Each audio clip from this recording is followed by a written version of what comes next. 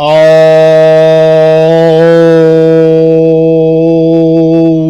right, everybody. Oh, I venture to say I'm pretty sure that looking at what I'm looking at, I guess Arozarena just took the Astros pitcher deep. So we are tied up 1-1. I don't know for a fact, but they have a close-up on Arozarena. It is Football Sunday. And I've been messing around with the things here. Apologies, we're only on one camera tonight because for some reason I can't get my extra camera to work. I don't care. Because as long as I have at least one good working camera, I don't care. Because I'm so happy. I'm coming to you on YouTube,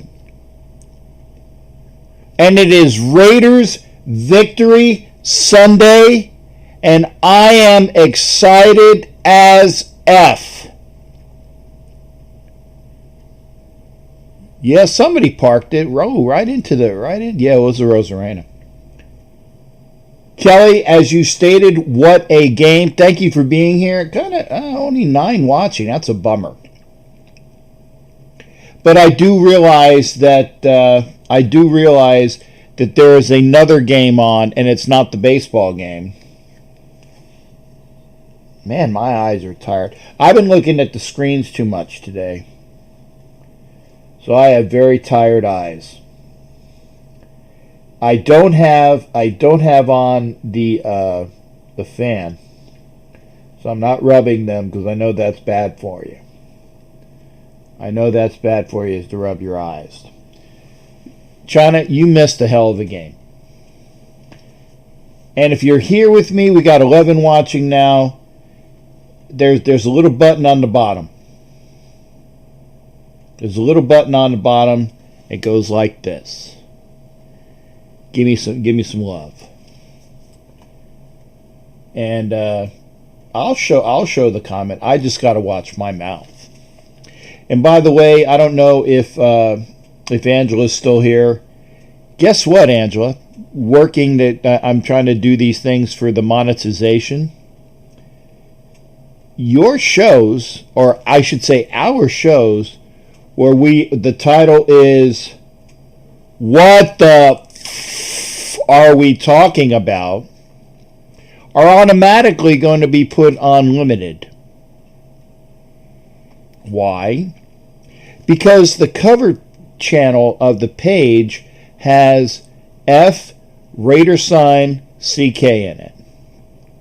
And it might go against YouTube monetization policy. So that's why I'm watching my mouth. We've been on for, what's it looking like? 10 minutes. And you won't hear me swear for a while.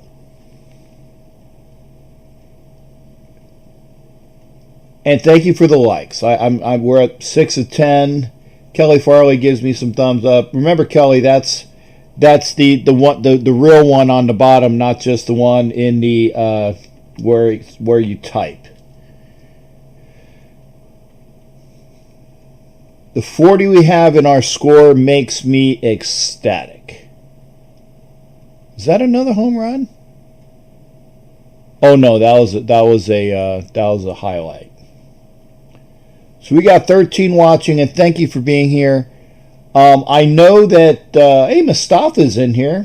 Thank you, Mustafa. Megan, man, I love me some Megan. I love you. Thank you for being here, Megan. First time listening in. And I love you too. Here it is. Here it is. That's from Megan. First time in here. I love her. She is so wonderful. and first time coming in. China, I love you as well, and I love Kelly Farley, but you ladies have been here, and this is Megan's first time, so I don't want to make sure everybody doesn't get. I give out my due. If you like what you see, there is a button with a thumbs up.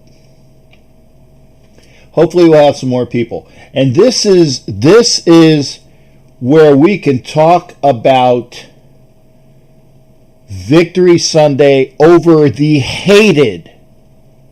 Deb Phillips is in here. Love you, Deb, as well. All of these people. I guess I got to put this out more often.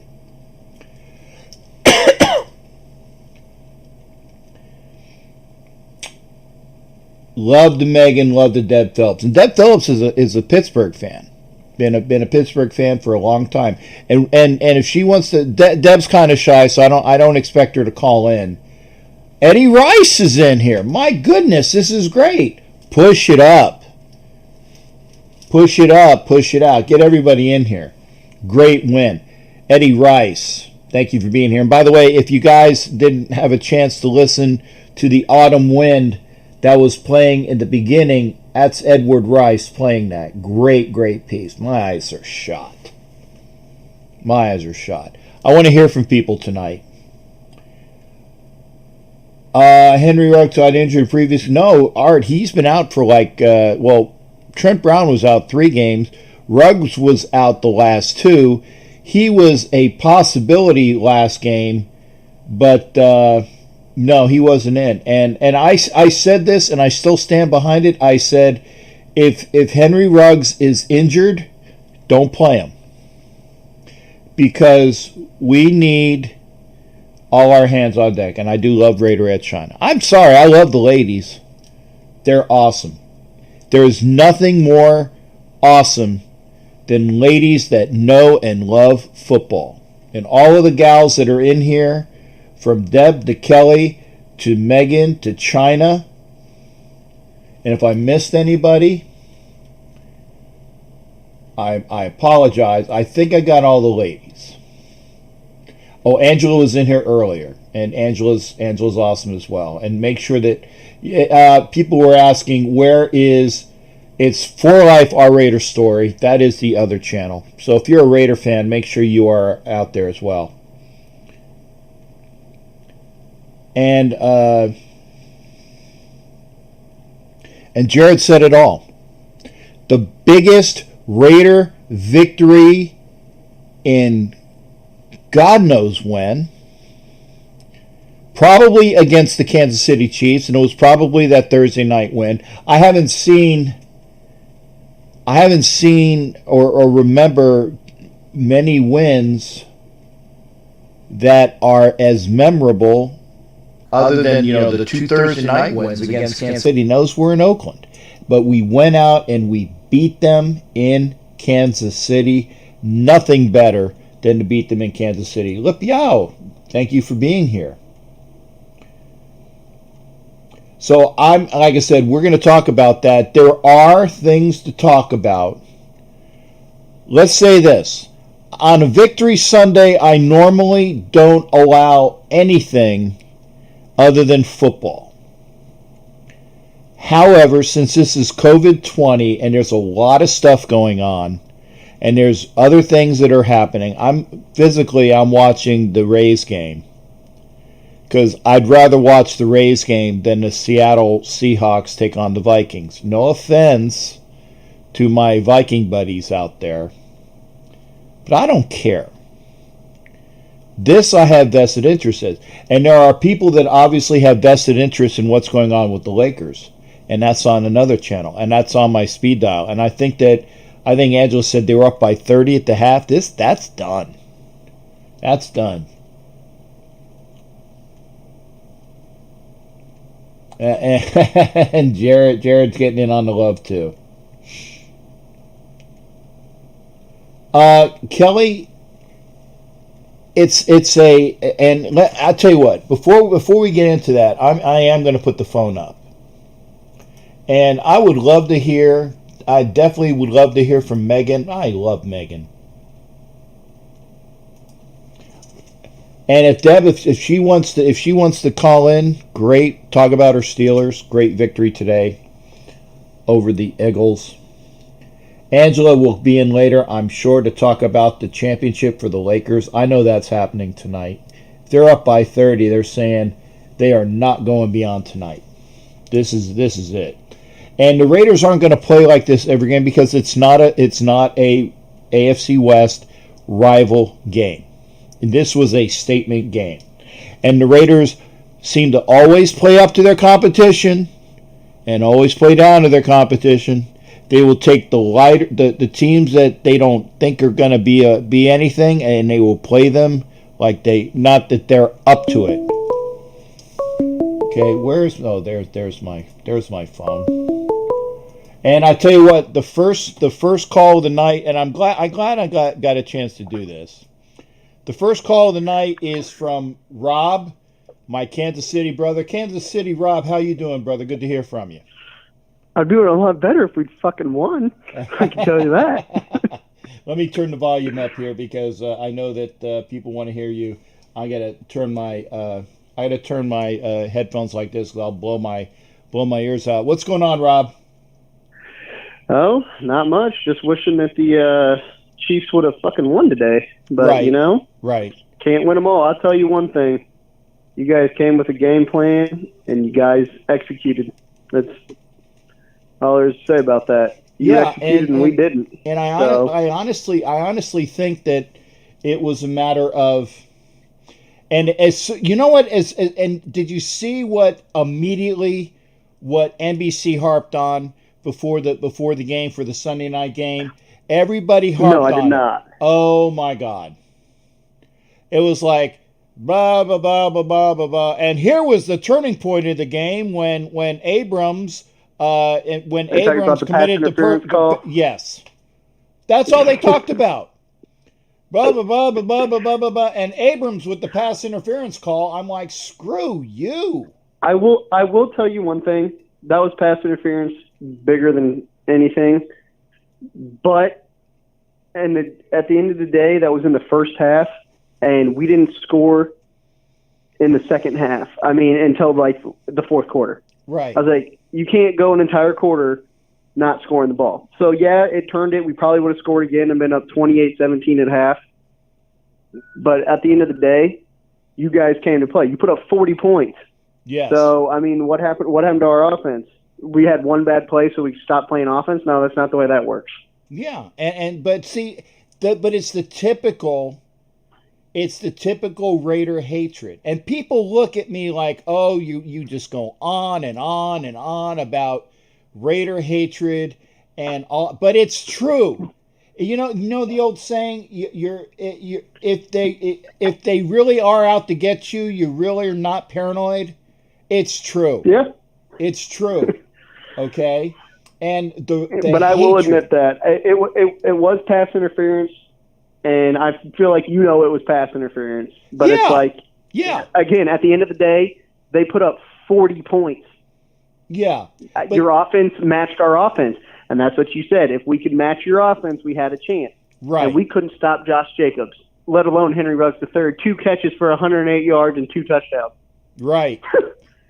and he was barely used. Yeah.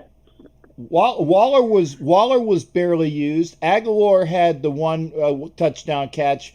Renfro with the great third down reception. Zay Jones caught a pass. Witten caught a pass.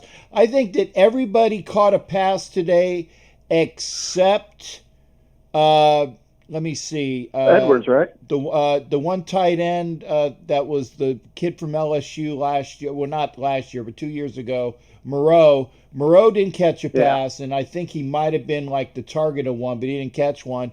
And Richard had that one. Or was Edwards playing? I'm sorry, what was that? Was Edwards in or no? No, did he play today? Yeah, Edwards did not play today. Are you talking about that one to Pritchard when he missed the overthrow? Yeah, it was an overthrow, and that wasn't his fault either. It was CARR putting a lot of mustard on a hot dog. So, yeah. And you know what? Like I said, I'm a Chiefs fan. You know that. I'm a diehard Chiefs fan. But I'm also a Chiefs fan that can look at the facts. The facts are, we didn't fucking score the way you guys scored. And it killed us. I mean, you don't put up 24 points in the first half and then nothing until late in the fourth quarter. Right. That kills you. Right. Absolutely kills you. And I mean, when you have a running back that does what he wants, bulldogging through everybody on third downs and 8s and third down and 7s, I mean, what are you going to do? You're going to lose. Right. And I was pleased as punch. I'm not going to swear for a while because I will later. I will later. Are you in another bet with Vicky? No. It's that because I'm on YouTube and all my videos are now monetized. They actually they actually check the language. So sorry, I will be good. What did you swear? Yeah. What was it? The F word? I think I said the F word. Oh my God! Well, let me see. How long have we been on? We've been on for 20 minutes, so maybe they won't catch it. Okay, cool. Yeah, maybe we don't catch. Hey, oops. Here, and what I'll probably end up doing is I'll remind everybody for at least the first 15 minutes, don't say the F word. Because that'll work. And the reason why I say that is because like I said, don't try to say. Now, granted, the people that monitor, they'll say, "Oh, well, you got us." That let's put it that way.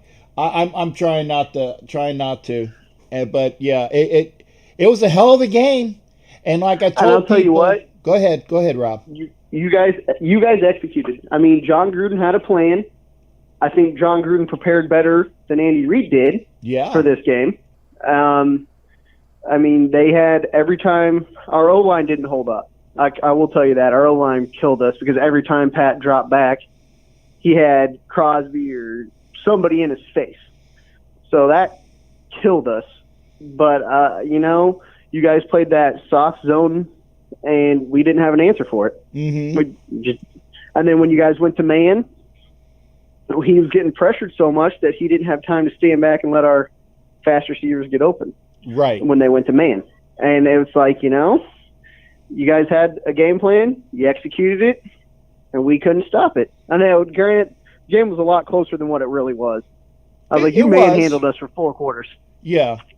It was, so, it was, and I told you, and I not told you, I'm sorry, Rob. I told everybody when they scored that friggin' touchdown, when it put them down by 8, I said, do not blow this frigging game. We've worked too hard for this game, and don't blow it now. Don't blow it now. Well, on that 4th down and 1, when the guy was telling you guys to punt it, the announcers were saying to punt it. I'm like, it's 4th down and 1. If a QB sneak it and get it, then it's game over. Why would you punt it with a minute and – or actually, it would have been like a minute 50 left. Right. To give our offense, who can score within 30 seconds, a chance to come down the field and score. Exactly. That was we'll pin them deep. Okay, so we can drive right down the field? Oh, yeah. Okay. Well, first off, that guy's name is Charles Davis, and I think he used to play for you guys, so I'm not mistaken. Well, he's an idiot. Okay. The second thing is the reason why he's an idiot as well is I'm going to teach you a little bit of Yiddish, Rob. I'm going to teach you a little bit of Yiddish. The Yiddish word is chutzpah, and it's spelled Chutzpah. Chutzpah. Okay. Okay.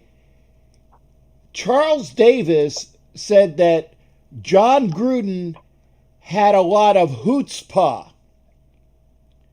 I'm like, really? Did I just hear chutzpah from you?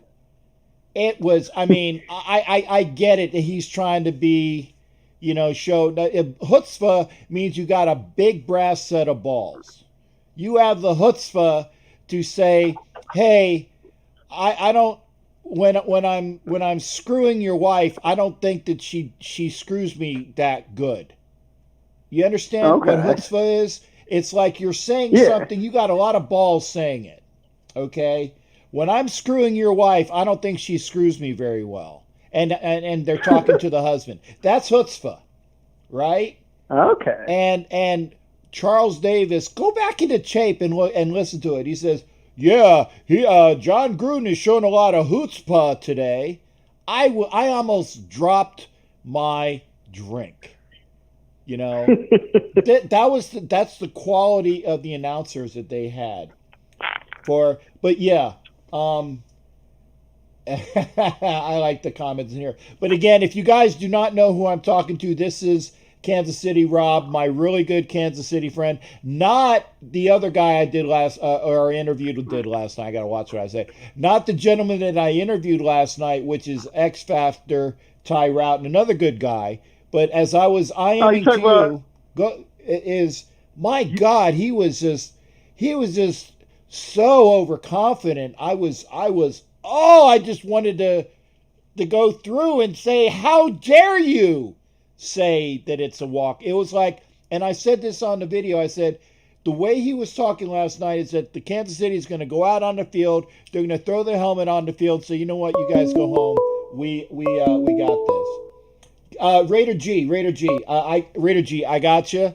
I'm gonna let Rob finish up because this is gonna be a long show.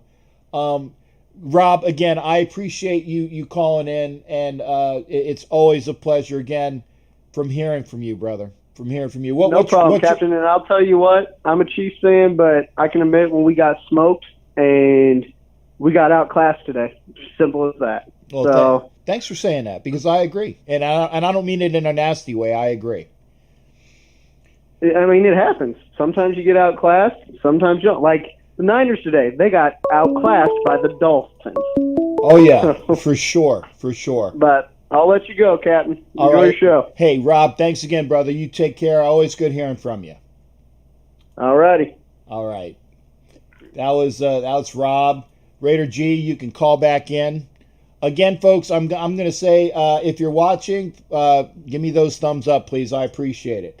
Not that there's, not that it matters. It's not a contest. It's just, I feel good about it. But Charles Davis, man, why is it we can't catch a break on getting an analyst, a decent analyst? If you're going to drop Yiddish, you better know how to drop Yiddish. If you can't pronounce chutzpah, I just showed, okay, that's your lesson of the day. That's your lesson of the day. No, Megan, it's Angela Pacheco. Yeah, it's Angela Pacheco. Love my ladies. Love Megan. Love Angela. Love Mama Moon. Love Kelly Farley. I have my other Raiderette Pirates in here. Becky's in here. Anna Diaz, thank you for being in here. Bring all the girls in here, man. Love them. But Yiddish. There we go. We got Raider G. Raider G, I'm sorry, brother. Because Rob was kind enough to come in, I wanted to give him his fair due. Raider G, on you, brother. I'm ready to hear from you. Whack 'em, sack 'em, crack 'em. He has the #1 Raiders podcast in all of YouTube. He is the man, the myth, the legend, Captain Jack. Rack 'em. Boom, boom, boom, boom, boom, boom. Woo! That's awesome. Man. Hey, the world is a beautiful place when the Raiders win. Yes, it is. Yes, it is. Before I get started, Captain Jack, I just want to commend your last caller. I think his name was Kansas City Rob. Yes, it is. For calling into a Raiders show and giving his unbiased opinion. I really did enjoy listening to his analysis of the game. So I just want to give a shout out to him, and if he ever decides to become a Raider fan, we would embrace him with open arms. But anyway. I don't think that's going to happen. I know he's a Kansas City fan. I know he's a Buckeye, so him and Don Webb will get along real well. I know that I think he likes the Cardinals. I think he likes the Cardinals, so I think that's his base. I try to learn what all the teams that everybody likes. So right. I mean, I'm not always right, but I do know some things. But and again, Kansas City Rob's aunt makes the best chocolate chip cookies I've ever had at a tailgate, bar none. Oh my goodness! Oh wow! Yeah, the best chocolate chip cookies. Wonderful. So she can come. I'll give her a big hug any time of the week because her cookies are awesome. And no, that's not sexual innuendo, folks. I mean real chocolate chip cookies. Okay, I know with me, you got to say, is he trying to slide one in? No, her cookies are awesome. And it's real cookies. So yeah. go. Oh, by the way, G, we got to. Have you heard the new intro for the show that Angela and I do on Tuesdays and Wednesdays? No, I haven't. I haven't yet. Okay, I'm just saying. Make sure that you are there or watch either on my channel, her channel. Go to What the F Are We Talking About and watch the latest two. The latest two, not the other ones, but the last two. The last two. They're on her channel too.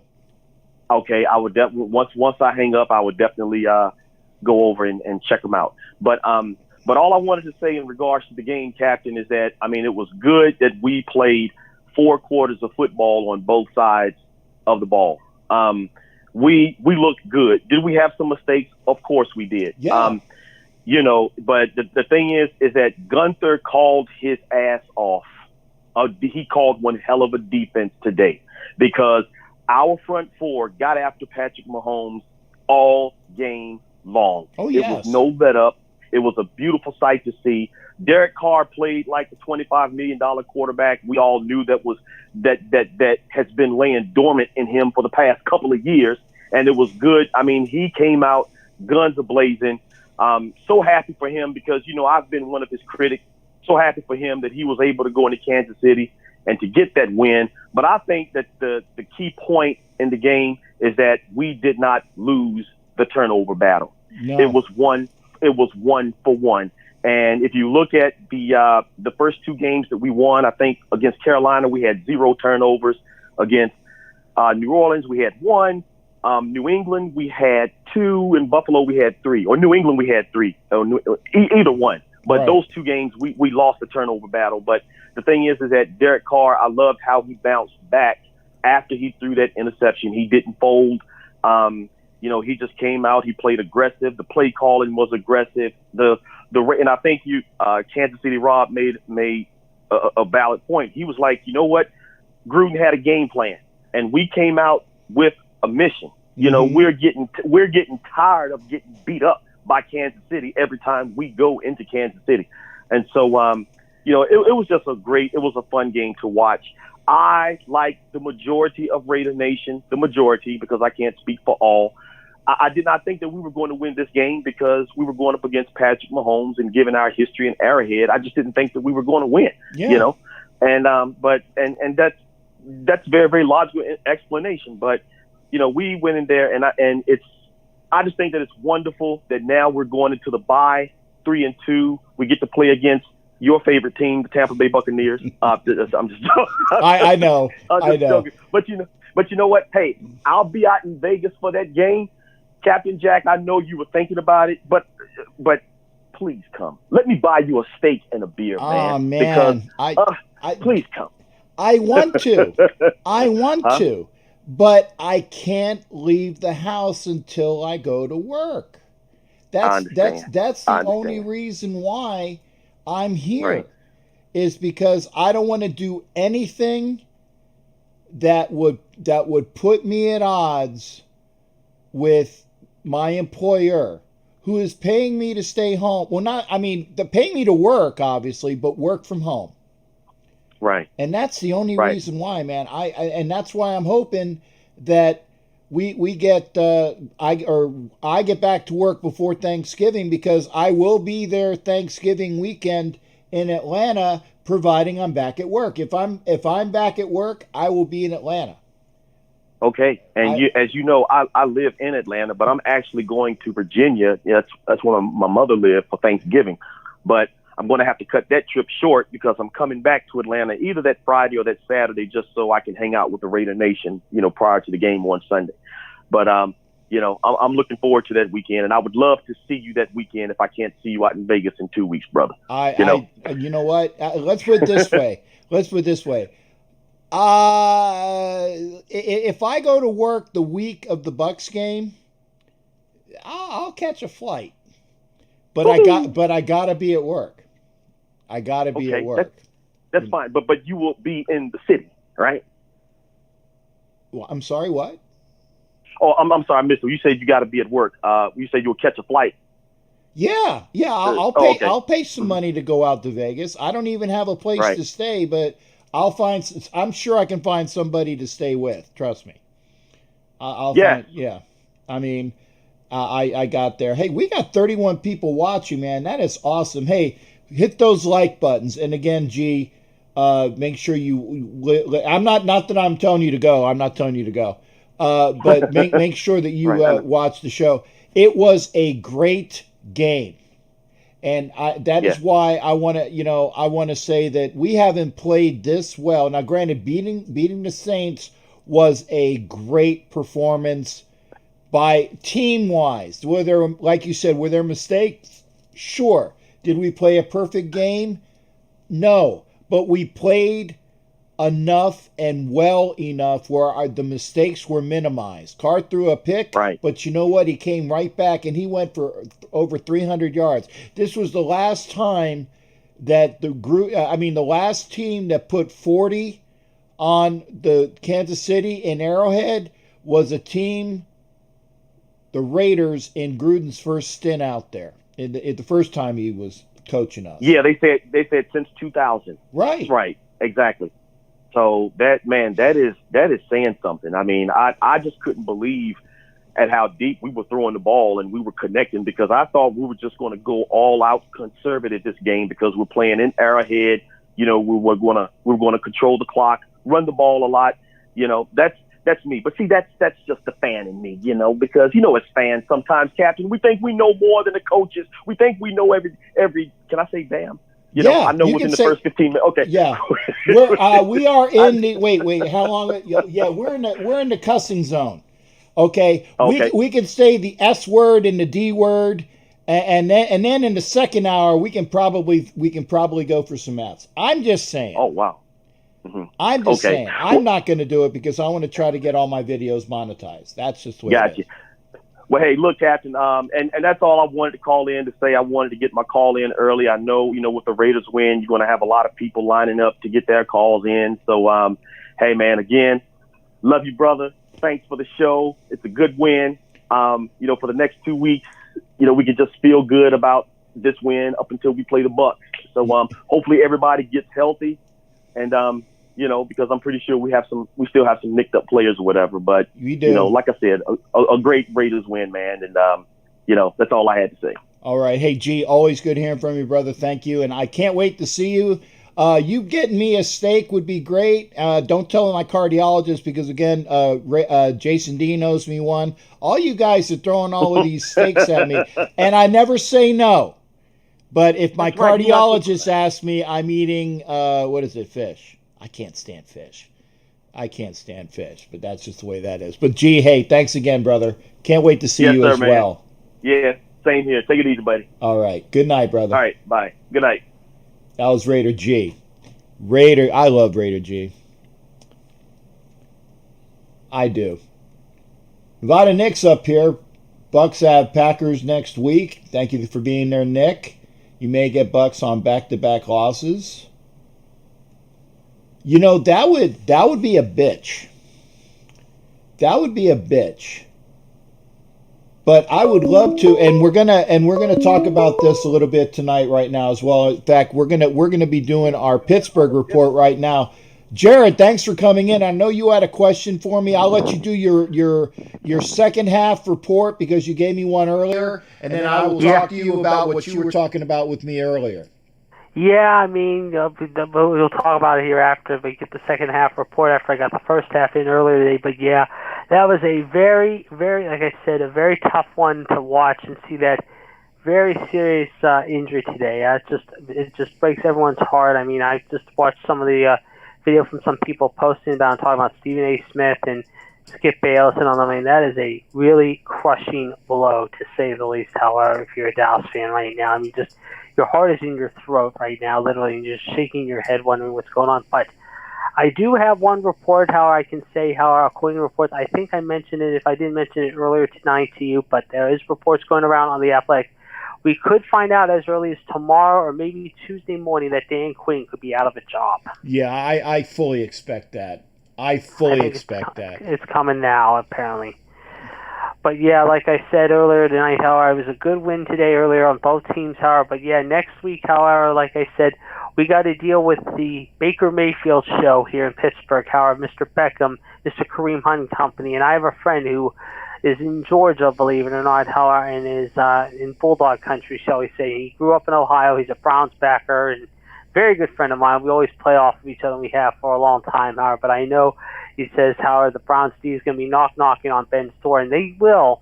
But I think we're going to be knocking on also Mr. Baker's door with TJ Watt Company. It's going to be a fun game to watch next Sunday, however, when those two tangle at 1 o'clock. Yeah, I'm actually I'm expecting a call in from Matt Bouchane. I'm not sure. I'm not sure if he's watching, but you know what? Providing he's not drinking and acting stupid, I don't mind. Because you're a Steelers fan, Rob's a Kansas City fan. You know, Deb's also a Steeler fan. If she's still in there, make sure you say hi to Debbie Phillips, really good, great lady friend of mine. But you know, I love fans of other teams, but you know, just don't be in here and acting stupid, especially when you're drunk. And you know, I don't say you have to kiss my ass and say the Raiders are the greatest team in sports. They are, but you don't have to say that. Okay, right. I get it. And everybody's got those things that they want to talk about. But again, you bring a lot to this show as well, Jared. You're very informative, and that's why we enjoy you coming here. In fact, it seems that you always come in like that at those times when maybe that things are heated with other things, and you come in at the right time, and we love you for that as well. And Nick's an Eagles fan. There. Yes.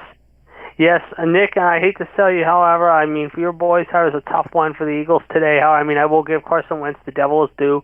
He played very well, however, like I said, however. But right now, the Eagles, however, got to get a couple of guys healthy, however. But as Rob said earlier, however, let's just enjoy these next 2 weeks, however, and get ready for break. Because, I mean, I think as I said in the chat, I think I am 2 for 2 so far this year. I mean, I called the Saints game, and I think if I remember, I'm not sure if I did say last Thursday, I think it was going to be them being Kansas City. So hopefully, you didn't quite call a victory, but you were very positive. Yes, you were very. And I'm positive. going to be very positive here again early on. And I'm going to say right now, even though it's the bye week coming up next week, however, I'll have my prediction in a couple weeks, however, once the Tampa Bay comes along. However, but I'm going to say right now, and I feel right now, that they are going to beat Brady in Las Vegas. I really do. I think the stakes are coming up.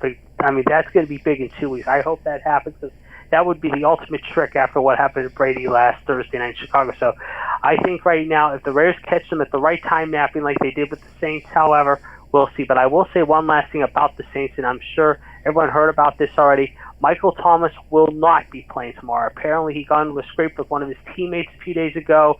Peyton has decided not to play him tomorrow night against the Chargers. Wow, I mean, you've been out with a couple weeks with an injury, and you're going to be stupid enough to get into it with your teammate. I tell you what, I give Peyton a lot of I give him a lot of props for that because he's your best receiver, and he said, you know what, you ain't playing. I like that. I like that. Yeah. But I'll let you address the Dak issue because everyone's asking about it right now. And like I said, when I saw it, Howard, it's just, wow. That's all I can say. But here's to a speedy recovery, Dak. It's going to be a long road, however, but we're wishing you nothing but the best. You got it, man. Hey, thanks for calling in. Always a pleasure to hear from you there, Jared. No problem. I'll be in touch. All right. I know you will. Yep. All right. That's Jared. That's the Pittsburgh Report. And I will say this. Like I said, I was doing my Facebook promo in the car. And people were saying, oh, Dak's hurt. And I said, you know what? I don't care. Because I didn't realize he was hurt. I apologize because that came off very ignorant of me. But I'm in the car and I didn't get a chance to see what was going on. And you know what? Let's go double up on Pittsburgh. Deb, how you doing tonight, honey? Great hearing from you, sweetie. Hey, congratulations on your win. Thank you. You're welcome. Yeah, I need to brag a little bit about my Steelers. There you go. There you go. This is bragging game. This is bragging Sunday, victory Sunday. There you go. Absolutely. I mean, they're 4-0, and they have not started the season 4-0 since 79. Wow. And was their last 4-0 start. Wow. And that's like a Super Bowl year, wasn't it? 79 to 80? Yep. Yeah. Okay. Yeah. So, and that rookie we've got, man, he is awesome. Claypool, great kid. He had four touchdowns in one game today. Yeah, and he should, from what I understand, he should have had 5. Yeah, he should have, yes. Yeah. But he is, like, awesome. I mean, we are on fire right now. Okay. Well, the question and I love you for that, Deb, and obviously when I think of positive things with the Steelers, it's because of you and later on because of Jared. What I want to see is, and Nevada Nick just put it up there, okay? What we want to see is that Steelers with the Browns game, because that's going to be a hell of a game. Because again, Matt Bouchane's probably going to make my life miserable if the Raiders go to Cleveland and stink it up. I don't think they're going to stink it up, but Cleveland is playing wonderfully right now, and you got the Browns, I think, next week, right? Yes. Okay. Well, we obviously, sweetie, for me, please beat those friggin' Browns. That's all I ask. And I don't ask a lot from you, I don't think, anyway. Although Deb makes, what's that dinner that you, with the chicken and the pasta that you make so well? What was that? It's called Chicken Riggies. It's from where I was born and brought up in upstate New York, Utica.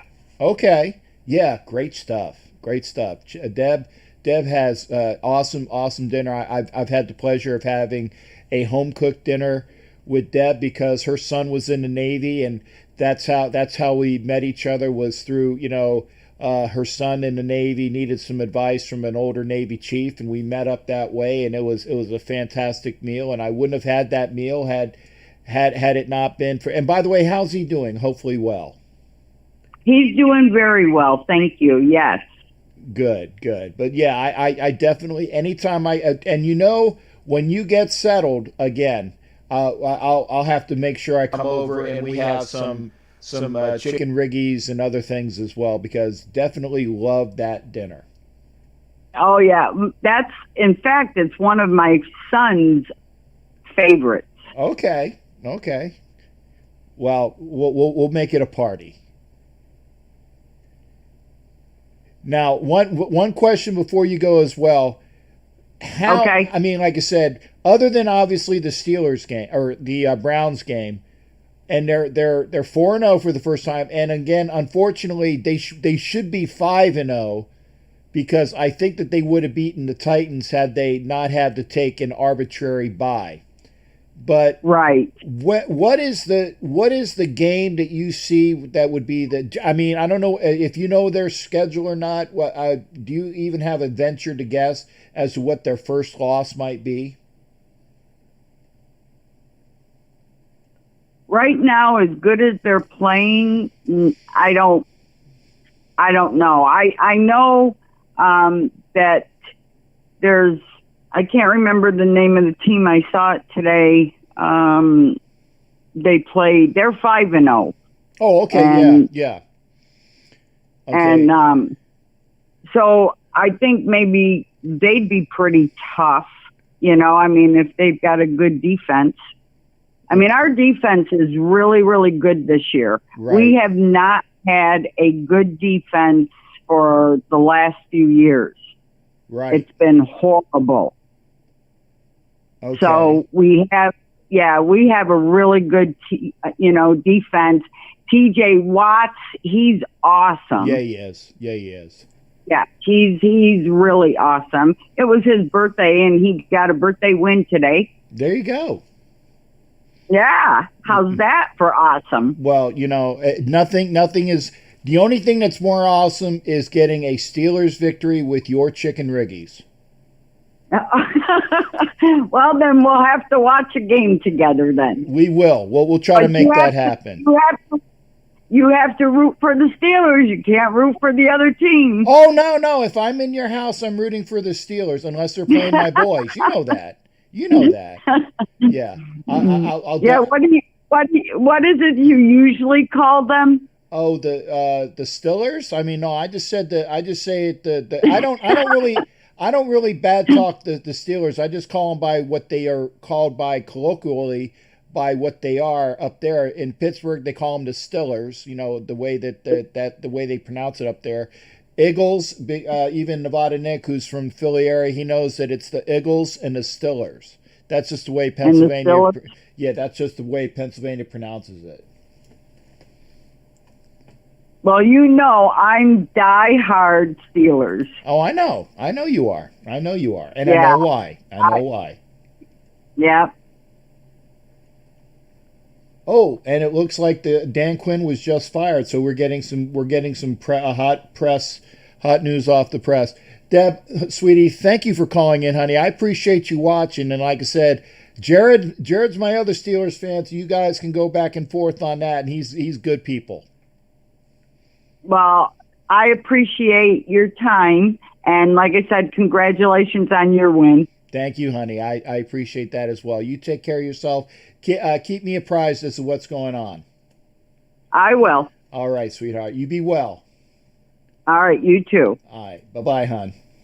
Bye. There you go. That's Deb. And I said we're getting a lot. We're getting a lot of folks tonight. It's great talking about your team, especially when they're winning. And we got a caller. Oh, this one's from 813, so I'll see who this is. Caller, who am I talking to? Hey, this is Fast Eddie. Hey, Eddie, I don't. My phone is being charged, so I'm not sure if I got this. Make sure you text me so in case it's not done, I'll put you in my phone. Who else was calling in? Steve, you're gonna have to wait. You're gonna have to wait, Steve. I got to give Eddie his due. Eddie, how you doing, brother? Good to hear from you. Yeah. Great day today for sure. You know, man, I didn't even think we were going to win this game, to be honest with you. And I was actually doing some Halloween decorations this afternoon. I didn't really care to watch it. And then at the half, I saw the game was tied and finished up the last half of it. And man, what a game! Oh yeah, probably one of the best wins I've experienced. Probably it had to have been the last 15 years at least. I can't think of one on the top of my head that's been better than today. No, and I was just saying the only ones I can think of were the other Thursday night games when we played Kansas City, because it is Kansas City and that game is volcanic in heat. And for us beating Kansas City, not on a Thursday night, that we hadn't beaten Kansas City in Kansas since 2012. And this is the first time that Derek Carr has beaten Patrick Mahomes. And did you get a chance to see or hear about the hullabaloo about Patrick Mahomes not giving? From what I understand, he didn't go out and give Derek Carr a handshake. Is that true or not? I didn't. Yeah, I saw that. I actually watched it. I was telling my wife Nancy, I was like, "Look at this fool! He just went right into the locker room, went down the ramp, and didn't even go out on the field." And it looked like Derek was kind of looking for him, Yeah. But what a sore lose. And actually, to think about it, I take that back. I think the last great win I had was 4 years ago when the Raiders came here and beat the Buccaneers with that Seth Roberts catch. Right. That was fun because I got to rub it in the face of all my Buccaneer fans. That was actually a really good one. But yes, it this was. This one was special, though. And this team, when you look at it, when they're healthy, I believe they can play with anybody. And this defense, it's a cover 3 defense, okay? That's Paul Gunther's. That's his scheme. He did it in Cincinnati, and he's brought it over here. It's a good, safe scheme to run because it allows you to put 8 guys in the box. You just have to have linebackers that can cover, and I think we got them this year. So, again, with this team being healthy, I think we can play with anybody. I really do. Now, my fear is I'm going to see them string games like this in a row. I don't want to see them play great 1 week, then half-ass the next 2 weeks, then a great game. You know what I mean? Yeah. I want to see them. I want to see continuity. Yeah. I want to see consistency. I want to see a high level of play consistently. But I also believe that the injuries have really hurt this team. Having Trent Brown back was huge. Mm-hmm. Even though he's a right tackle, he was huge. And, you know, I'd be honest with you, I'm missing Tyree Williams. I think we miss him more than we want to accept because he was a big target down the sideline, you know, and we need that. I'm sorry, Eddie, who did you say we were missing? You kind of winked out on me for a minute. Tyrell Williams.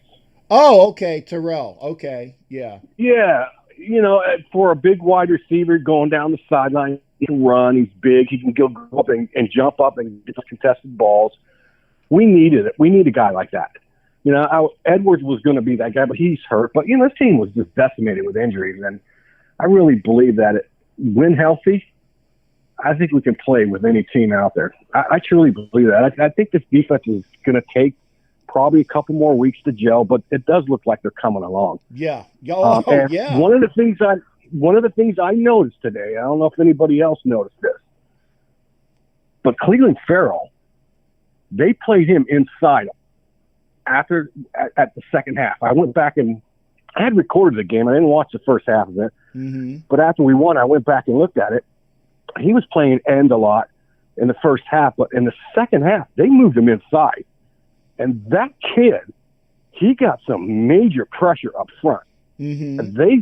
They have to think about possibly leaving him there because he's strong upper body, and he was pushing that guard all the way back into Mahomes' face when he was playing inside, you know, at the 3-tech, you know. And I think that's where they need to play him. But I was really pleased with the game. I'm excited, Captain. I'm going to wake up tomorrow like I don't know if I'm going to be able to forget today for a while. No. You know, I got 2 weeks.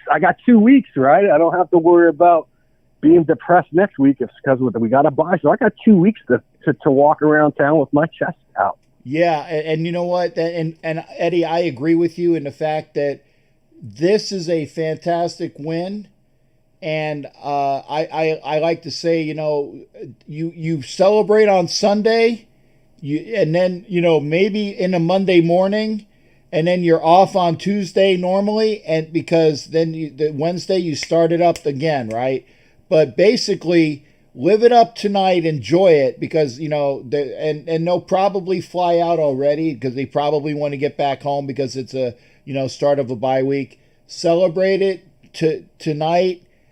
But remember, you got still a few more people that we got to get healthy. We need to get Edwards healthy. Remember, Carl Nassib went out with an injury today. I want to because he was doing some good pressuring today as well before he went out with that foot injury. He sure was. And that guy that we signed, Dayton Jones. He had a pretty decent game. I know he was a first-round pick. His name sounds real familiar to me. Yeah, I know he was signed. Yeah, signed. He was a first-rounder from the Packers that basically never panned out. Yeah, and then he's still a young kid, and tell you what, he was motivated today because he knows pretty much if you can't make it here, you know, after, you know, being a first-round pick, you know, you're going to bounce around the league, and I think he knows that now, and he played well today. He sure did, you know, and I'm real impressed with Ingle. Ingle caught another pass today. I mean, when we put that guy in our package, we're just dangerous. I mean, we're not, you know, it was so refreshing to see Ruggs out there running, and he really does open up a lot. Yeah, I mean, it's almost like night and day. What a great pick. This offense is exciting to watch. It really is. We can run the ball. We can throw it. We got a great tight end. I believe we're a top 3, top 5 offense. I believe it.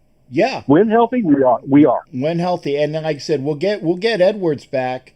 hopefully soon.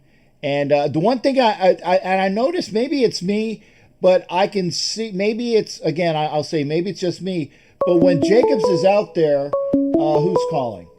Okay, Omar, real quick, let me finish this, Omar. Call back in a second, Omar. I'll finish this and let Eddie go out. Omar's calling in a little bit for Eddie. But did you know, Jacobs seems like he's kind of laboring the last couple weeks. I think he's playing through some injuries, and that week off is going to be good for him. Yeah, I believe so. And boy, hey, Booker's a great compliment, man. Yeah, he is. He really is. What a great signing that was. That kid's tough, like a $2 steak, man. He can run and he can hit those holes, man. We needed a backup running back. I'm so glad we got him. But, hey, here's the good thing. I got this game DVR'd, and I think I'm going to I think I might even take off of work tomorrow and just sit there and watch it like 4 or 5 times. You know what? I got nothing else going on tomorrow. I got it on my DVR. I'll probably watch it again. Exactly. Okay, well, great. Hey, man, it was good talking to you, partner. I still got something for your studio. I got to get over there and see you. I just been we're busy with work and everything, but I'll get with you again. Later Nation, great win. Enjoy it. We all earned it, and it was good to see, man. It really was. You got it. Hey, again, good hearing from you, Eddie. Thanks again, brother, and appreciate whatever you got. See you around, man. All right. That's Fast Eddie. Omar, it's on you. Nobody else call in. Nobody else call in. It's Omar's deal. Omar, do you got the number? Because I took it off because I didn't want anybody else calling. Basically, push redial. Yeah, there you go. That's the easy way. And yeah, it's good hearing from folks. There he is. And again, only because I wanted to hear the last from Eddie, and that's why I did that. To kind of do that. No worries. Yeah. No worries. How you doing, shipmate? What's going on? And again, Omar from the For Life R Raider Nation crew. How you doing, brother? Man, I am doing good. After that game, I went out there and I mowed my lawn in slow motion after we went off live. With my head way up in the air. My neighbor came out talking shit, like, oh, my God, So, oh, man, yeah, it's a good day. Your neighbor was talking shit? What is he, a Niners fan? Well, no, good stuff. No. Oh, okay. He's talking good stuff. Like I said, he saw me outside, so he came out like, man, he was just as hyped about the win. So, Yeah. Yeah. And did you see how bad the Niners got their ass whooped today, speaking of such? Man, it was distracting. We were on live, and I had it playing in the background, and I kept finding myself like, what the fuck? Yeah. I couldn't believe that. I was like, is Miami playing that good?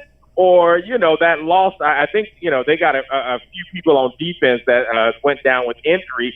But then also their starting quarterback, they pulled his ass out. I was like, oh, that's not a good sign at all. Yeah, pretty boy Jimmy G, the porn star model's boyfriend type of thing. The greatest thing that left New England that wasn't named TB12. Whatever.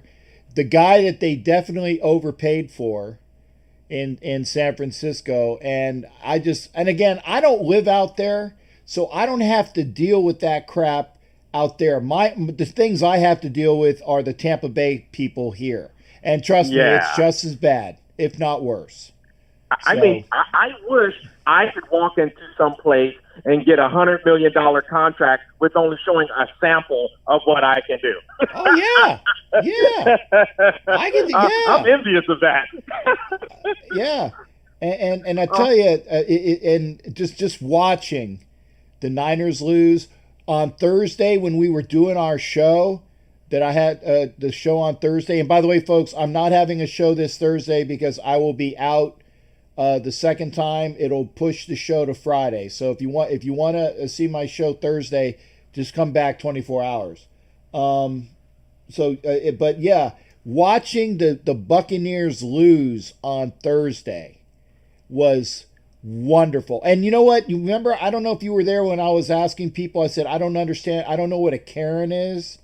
I saw the meme with Tom Brady, like Tom Brady going full Karen, and he has like a blonde short hair crop, and he goes, hey, I want to talk to the manager. I was promised 5 downs, like this. And Tom Brady going full Karen. So I finally understood, what that mean. I'm sorry, it was Angela and Mama Moon were like, you don't understand, you don't know what that means. I'm like, I have no clue. No clue. I know what it is now, but just like my boy Cube say, I didn't even have to use my AK. Today was a good day. There you go. And speaking of that game, I wasn't able to watch it, but I heard Mac was going off. I still have to be a Mac fan, man. I didn't like the way that went down, but I still got love for Mac. And, did you have a chance to watch that game and see him put hands on Brady? Oh, yeah. And, nice. I was, and again, folks, I still have 2, a white and a dark, or a home and away, and I'll say his name only for you, Omar, because you know what I call him, right? You know my name for him, right? No, I call him 50 who. Because his number was 52. I said, 50 who? 50 who? Well, I will say his name. I have 2 Khalil Mack jerseys, 1 home, 1 away. I have several other jerseys. I got like 5 K-Mac jerseys. And if I had my other camera working, I'd move it up there. I have a big or an autographed Mac picture, where it shows like the Mac truck logo underneath him. And and I loved him when he was there. But obviously he was not wanting to be with us. And, that's his prerogative. That's my prerogative. See, I'm going to break into some Bobby Brown too. Damn. But love it. when you're happy, Bubba. But yeah, would it be great if he was on our team? Sure, but our team would not be the team that it would have right now, because all of that money would be tied up with him. It's just the way it is, folks. It's just the way it is. I mean, looking at the picks that we got for him. And number one, Jacobs, boom, right there, hands down. That's a home run right there. Mm-hmm. And then we're still yet to see what Arnaz is going to do. And I think he's going to be good. He was just out today. But for a rookie corner, I think he's doing all right. Yeah. So, you know what I mean? I get it. You know what I mean? I get it. I don't cry about it too much. And, I wish him the best. But, I was hoping he put a little something extra on Brady. That's all. Oh, he did. He did. Because, he knows. He knows, being a Raider, and now he's a former Raider, he knows what Brady means to the franchise. So he knows how despised he is. And, for him to go and he whooped up on their number 1 draft pick, Christian Wirfs, threw him like a rag doll. Rag doll. And again, it was so nice to watch, and I love seeing the Bucks lose. Nick was saying that they got the Packers next week. Hopefully that's a loss. And you know what? It's good to see him lose, but you know what? By the same token, I don't want a very pissed off Tampa Bay team coming into Vegas after our bye, where notoriously we don't have very good games, because this is true, Omar. Our record after the bye is not the best. Well, I think we need to change that. Our record going into Kansas City wasn't how long had it been since we got a win out of there? 8 years. Hopefully, yeah. So hopefully this is the season where if somebody is down and angry and they come into our house, we just punch them in the mouth again and knock them back down, because we definitely got to do that with Tampa Bay. Oh, yeah. Definitely. Oh, yeah. Again, remember, I've had a relatively awesome time for the last 4 years. Why? Because anytime any of the Succaneer fans will say shit to me, and I can break out the S words now, because we're getting deeper and deeper into the broadcast. I'll start throwing some Fs in a few. But I don't have to deal with Tampa Bay Sucks fans, because I said, well, I live off of what our last game against you was. And I recall that we whooped your ass, even though we didn't really whoop their ass. It was an overtime win. But we won in Tampa Bay with a shot to number 10. I always forget his name. Who is number 10? The guy who, if he caught a touchdown pass, the Raiders won. What's his name? 10. Oh shoot. Yeah, he went to the Ravens after we cut him. Oh my God, I think I know who you're talking about. Yeah, that guy. Seth Roberts. Seth Roberts. Yes. There we go. Seth Roberts. But I said, hey, Seth Roberts got the touchdown, and he threw the ball at the end zone. I was in the opposite end zone. I was actually with Peggy Holmes. I don't know if you had a chance to listen to the show where I had Peggy Holmes start out on Thursday. But Peggy and Holmes and I were in the other at the opposite end zone, away from the pirate ship, and I tried to get over to the pirate ship, but everybody wanted to take my picture and all the other things, and I don't say no. So it took me about 45 minutes to get over there, and by that time, all the people that wanted me on the pirate ship were already gone. They're saying, dude, we wanted you there. And I'm like, dude, I was trying to get there. So next time I go to Tampa, I will try to make sure that my tickets are closer to the pirate ship. So if good things happen, I will be right there, ready to, with my long battle knife. Well, actually, I can't even bring that in the stadium anymore, but my little dagger, the plastic one. I'll, let me on board, you bastards! So we'll do that. But it was great, man. But I'm glad you guys had a great show today. I forgot, and I apologies, because I was so happy and giddy. I had to come on after the show or after the game today, and then somebody reminded me that you were on. I'm like, oh my God, yeah. So I got off as quickly as I could because I didn't want to take away. I didn't want to do competition with my brother, man. Did not want to do competition with you. So that's just the way it is. We always love having you call in, Captain, for sure, man. Oh, yeah. For sure. But, man, I think it couldn't have been a better time for this win. We got a bye week. We need some guys to get healthy. I mean, if you think about last week against the Bills, where we had 4 of our starters on offense out, plus a starter on defense out, I think we are going to be in extremely good shape. I haven't been keeping up on the extent of the injuries of Incognito and Brian Edwards, but I haven't heard that it was very serious. Maybe you might have a little bit more information on that, but I'm hopeful that they'll be back after the bye week. Incognito is with an Achilles, based upon the what the injury is. I'm not holding out that's the wrong term. I'm not holding out a large degree of hope for Richie Incognito, but by the same token, Denzel Good has been playing great at left guard. And he was playing right tackle, and he held up a little bit. Yeah, and so I love the way Denzel Good has played both right tackle and left guard. So if that's true, it gives John Simpson more time to get better, because I think Denzel Good could be our swing lineman for years, providing that we keep paying him. He's a great pickup. Now, Marcus Joyner was hurt today, and I don't know whether he came back. And I know Heath was the one that got that pick six, and I called it.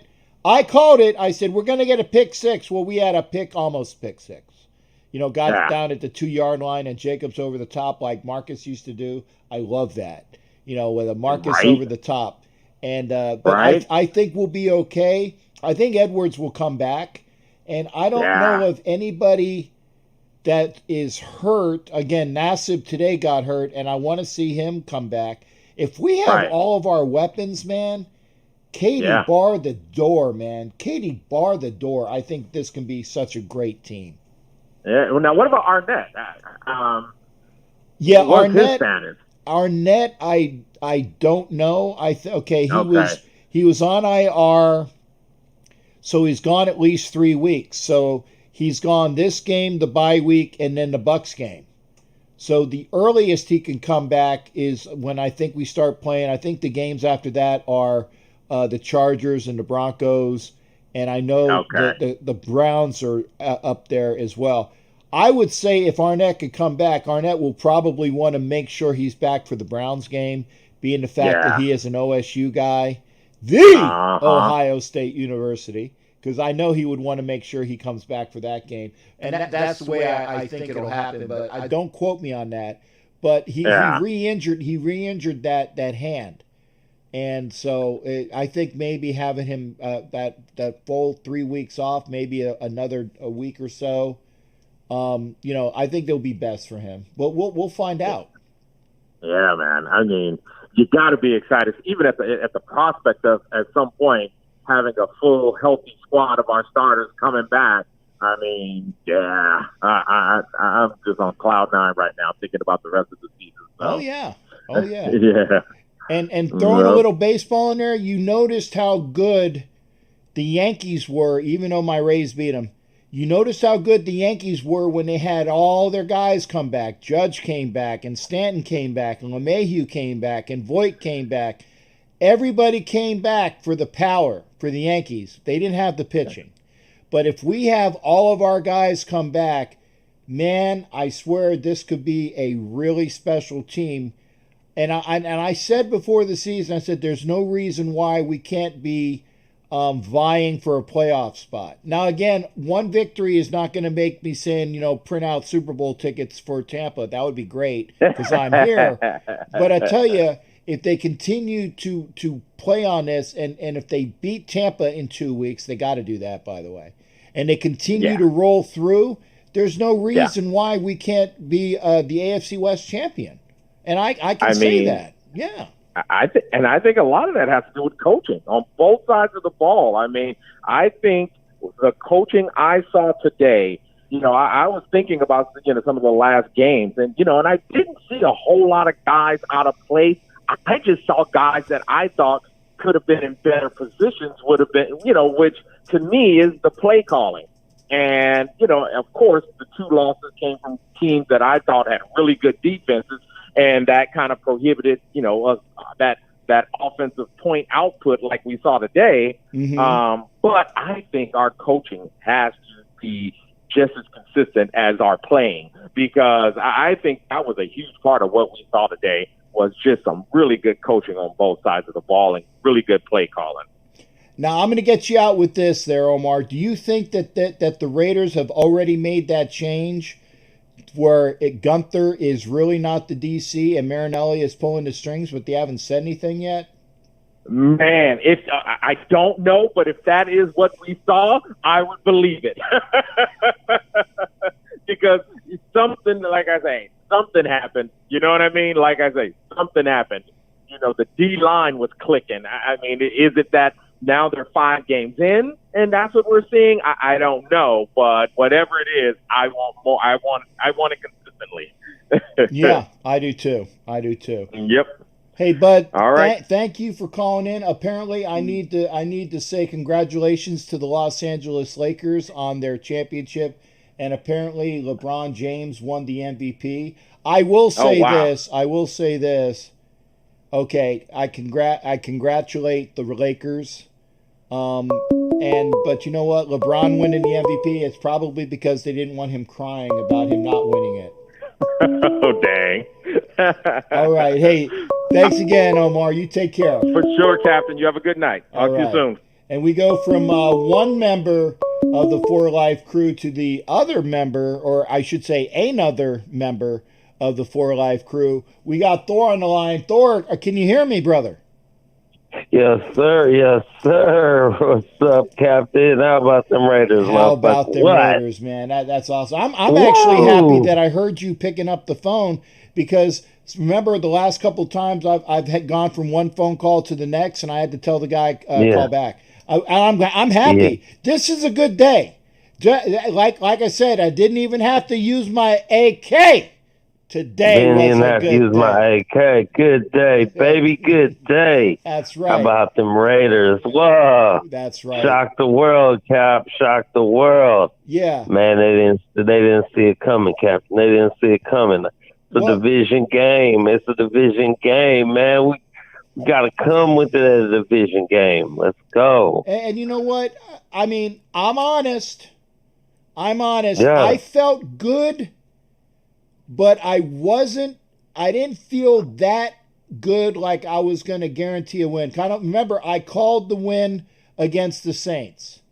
And I said that I didn't like us playing New England, and I called that correctly. I said I don't see it.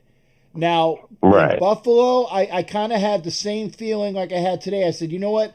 I think we're going to give them a good game, and it's going to be close, but I'm not calling it a win. And I kind of had the same feeling today. I said, you know what? We're going to have a very close, good game. But I was honest. I couldn't call it a win, and I'm glad I'm wrong. I'm glad I'm wrong. Right, of course. Very glad you're wrong. I honestly, I bet us money line today, and over, which was good. But that was more heart. I really thought though, like I said last time I talked to you, it's a division game. So anything can happen. Let's shock the world, and we got to come out. And we got to play above our head. We got to let everything hang out. We got to run the ball hard. And honestly, I kept saying, I know the game is going to go over. It's going to be a lot of scores. But the way we beat them is by shortening the game. And literally from the first snap of the ball, we need to, once we run a play and the clock is running, we can't be snapping the ball with 13 and 15 on the play clock. You let that get down to 2 and 1 second, and you snap the ball. And every time you do that, you take a little bit away, a little bit away, a little bit away. The shorter the game, the better chance we have. I'm watching the game, and when we get to the half, and it's a tie game, now we have to only beat them for a 30-minute game. And it becomes that the upset becomes that much more possible. Yeah, it was a huge upset, but in you know what I'm saying? It's still two professional football teams playing each other.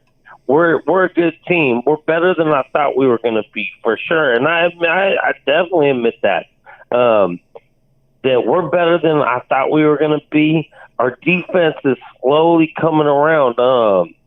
We gave up 8 points to the Kansas City Chiefs in their house in the second half of the game. Yeah. And it wasn't like it was a blowout where they didn't need a score. Our defense came. I mean, honestly, we've been a horrible second half adjustment kind of team, doing whatever. We haven't got any pressure from the D-line. There's a few, but they're starting to come, man. A lot of these kids are so young. Hey, man, how about the boy getting a sack on? And we were getting pressure. There was a lot of times we were getting pressure, and there was a couple holds. Oh yeah. And one or two of them were finally called, and that was big.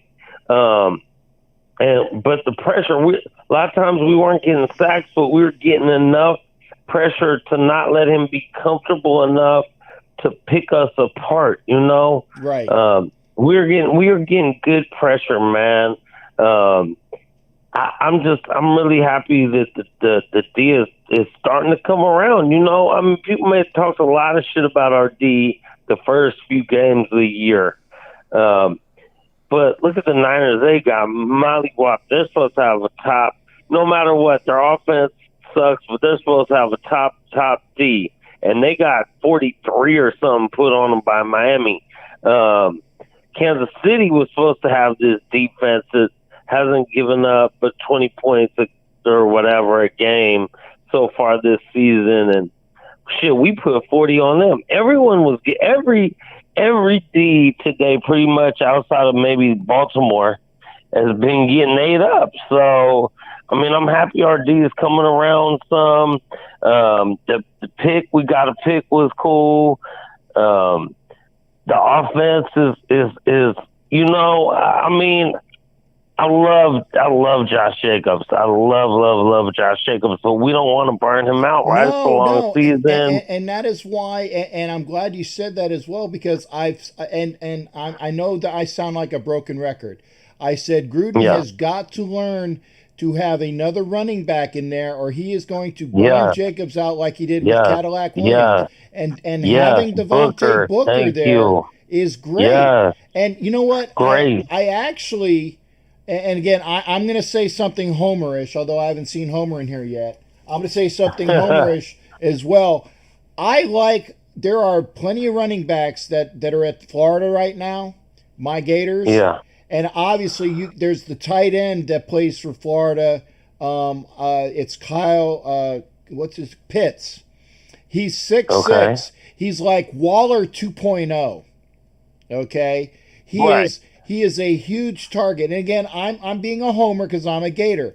But you put Kyle Pitts, and I'm already thinking for the next draft. I'm saying, man, wouldn't it be great to have Kyle Pitts as another receiver? Wouldn't it be great to have one of the running backs that are at Florida that would to come in there and be a young settle in? Because Devontae Booker is good, but he's not young. He's been around the league a while. So we need another young back there. Wouldn't it be great if Kyle Trask is brought in there? And again, I will admit, Florida Gator quarterbacks suck in the NFL. Let me say that again. Right. Florida Gator quarterbacks have historically sucked in the NFL. The best example of a good quarterback is Steve Spurrier, and he backed up John Brody in San Francisco. How many years ago? Yeah. Okay. Fucking 40 years ago. Exactly. But you know what? Kyle Trask looks to me like he would be like a really good quarterback. Right. But here's the thing. There is so much more that we can do, and we got this team going in the right direction, and it's a relatively young team. And we can only add to it. Team. Yeah. It's a relatively young team. It's a relatively young season also. I mean, honestly, the bye week right now is so great to me. Like, because of the injuries, we got to get everyone on the right, getting healthy and coming back. Ruggs, I actually have Ruggs on my fantasy bench.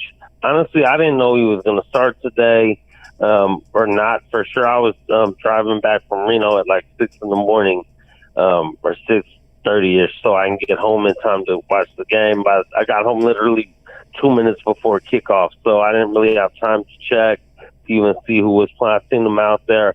Wish I would have started him because he had a monster day. But whatever, no big deal. I still had a good fantasy week. But honestly, we're just, our football team is getting better. We got a bye week coming up. I think Derek Carr needs to learn some of these young receivers because Henry Ruggs, this is where I was going with that. The first pass he threw to Ruggs, he should have had a touchdown. He way underthrew Ruggs, and Ruggs made an incredible play to catch the ball. He made an incredible play to catch the ball for like 40 yards or something. Now that's when he cut it off the helmet and then got it on the way down today. Yeah. Yes. And then like maybe later in that drive, I think that we end up kicking a field goal that drive. He had a man in the end zone. I think it was Gafford, maybe. Yes. And he way overthrew him. Yes. Because I think he was trying to overcompensate for how he underthrew Ruggs.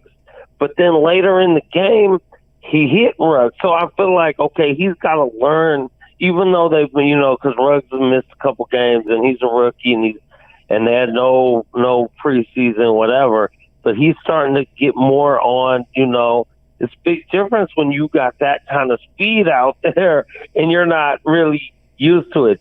But the longer it goes on now with the bye week too and people getting healthy, he can start learning a little bit more because it's a lot of new receivers. And if Edwards comes back, now I'm not sure. Edwards maybe is a little bigger, more balls that could go up, to me. Ruggs, you need to get the ball out there. There was one route I didn't like where they had Ruggs running like across. I think Ruggs needs to be straight goes. He's got that kind of speed and he's spreads the field out. I got you, man. But I tell you what, if you keep running Ruggs on a 9, all you're going to have to do is just play a one safety deep and book it, or what do you call it, bracket him.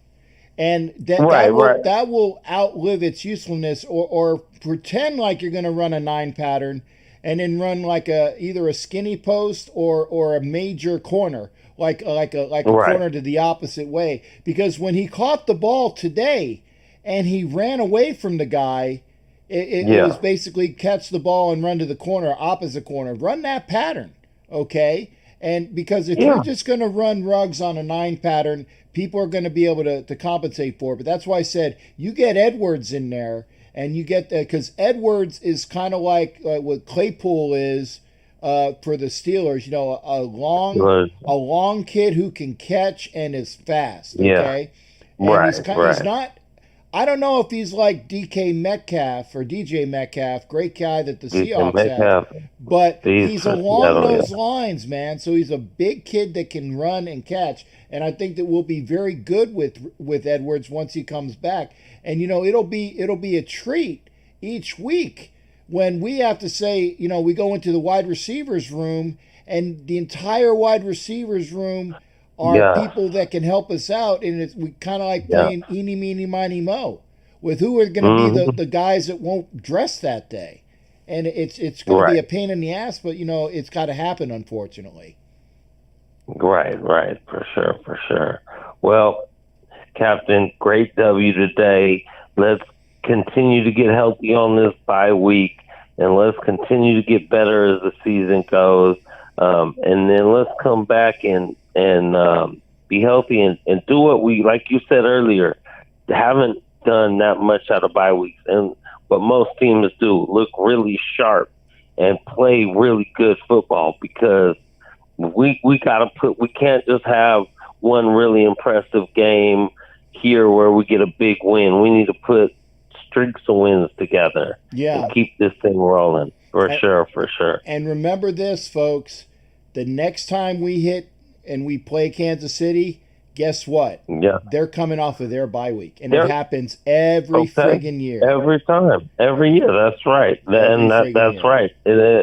Exactly. And so that's why we need to start putting streaks together. You know, 3-2 after 5.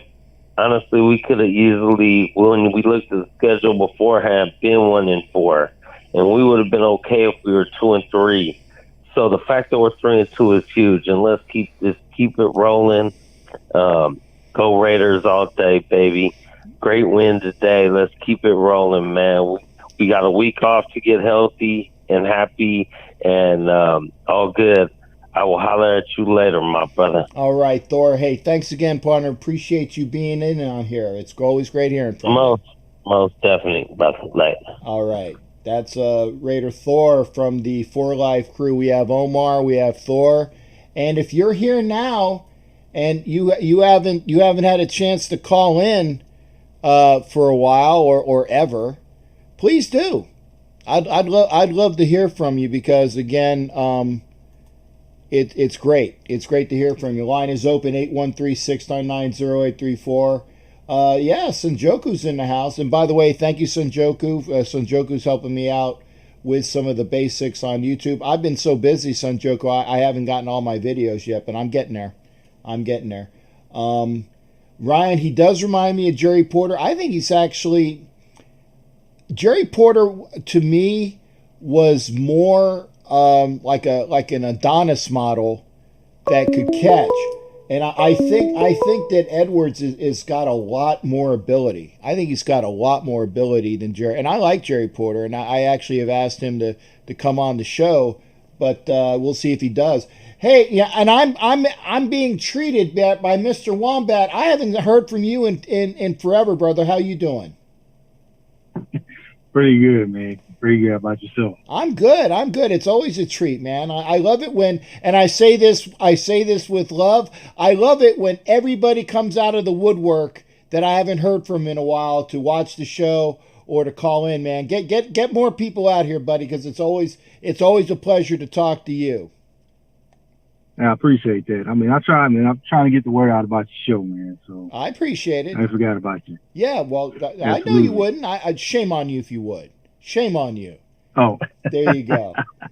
How you doing, man? Yes, sir. I mean, I'm pretty much like yourself and a lot of other people right now. Feeling real good about this victory the team pulled out today.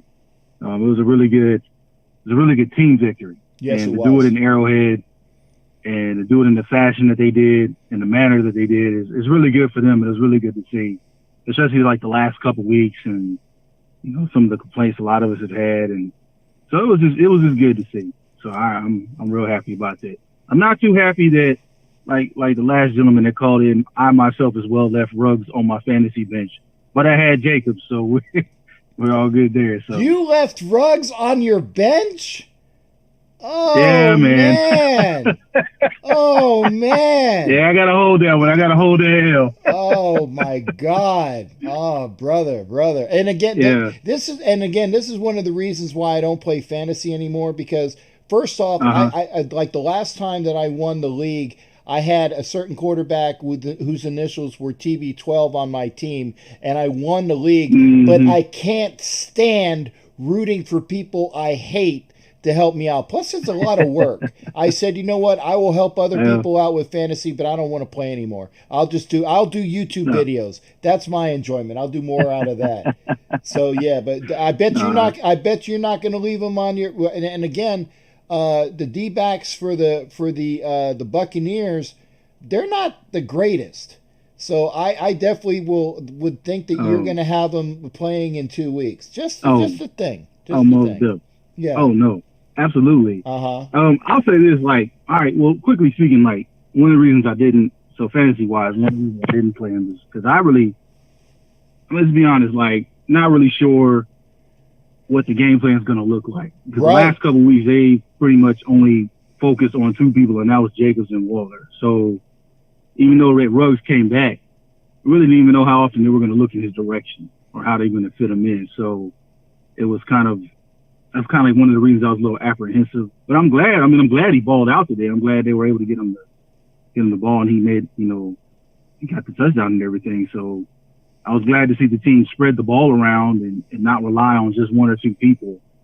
So that was really good to see. And I'm glad to see they opened up the playbook and got aggressive in play calling.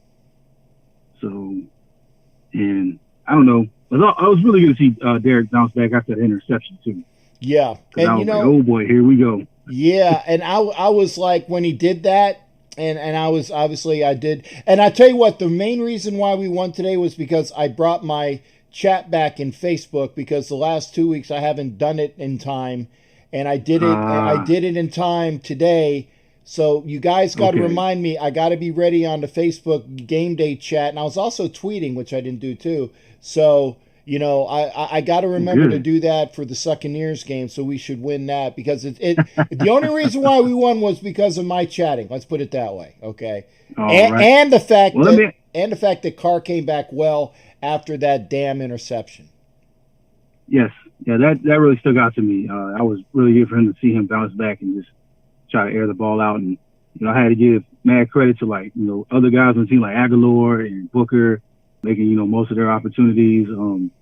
I'd also I wonder if people are still going to keep trashing Cleveland Farrell, though. I thought he did pretty well today. Oh, man. And, you know, just because people still hate on this guy, and I don't even know why. Right, but you know why? It's because it's name recognition factor. And let me explain that. If you don't hear his name, you say he's a bust. But you know what? There are a lot of plays where, you know, for example, like Kwiatkowski today blew up that one play by jacking the guy that was blocking, and then everybody else went and got the tackle. Did you hear Kwiatkowski's name called? No. If Charles Davis hadn't made you the highlight reel, you wouldn't have known that he did what he did in that play. And remember, the first game of the season, when Farrell just crunched down and Hankins crunched down, and then Littleton at the very end, 1, 2, 3, all three of them were the reason why we stopped that fullback on 4th and inches. But you didn't hear the name. Yes. But people are saying, well, he's not doing a good job. Well, bullshit. He is doing a good job. He might not be making all the splash plays, but he's doing what he's paid for. And that's what you got to remember. Exactly. Yes, totally. I totally agree.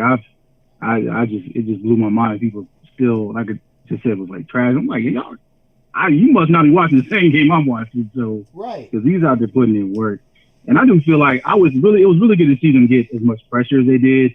and completely blow up the Kansas City O-line, because after a while, you could tell the frustration from their O-line, because they couldn't handle them.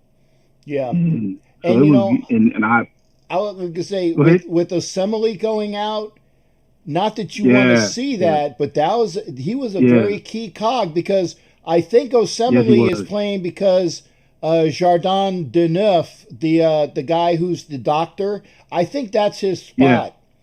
I think that's his spot at left guard. And with and I can't remember. I think it's Desjardins Deneuf, something. It's French for big doctor who plays left guard or something like that. But he's not in there. So they've moved around that offensive line, and then Osemele came in there because he was cut by another team, and I think it was the Jets. Yeah, the Jets cut him, and he came in there, and he had done a good job to that point. But I tell you, he went out, and I don't know what his injury is, but he said it was to both of his legs. That's not good. Ouch. Yeah, that's not good. at all. Ouch. Yeah. So. No, I don't like to see that. Okay. Yeah, and again, Kelechi was a good player for us, and then he hit. Oh yeah. He hit that portion where he was sucking. It's like, nah, he's not doing the job, and that's why we got rid of him. But you know what? He's been doing the good job. I think because he was playing injured for us, and maybe that's the reason why he didn't do well that last year. Mm-hmm. But when he was out of the game, and they got the other guy that was in there who didn't do it as well.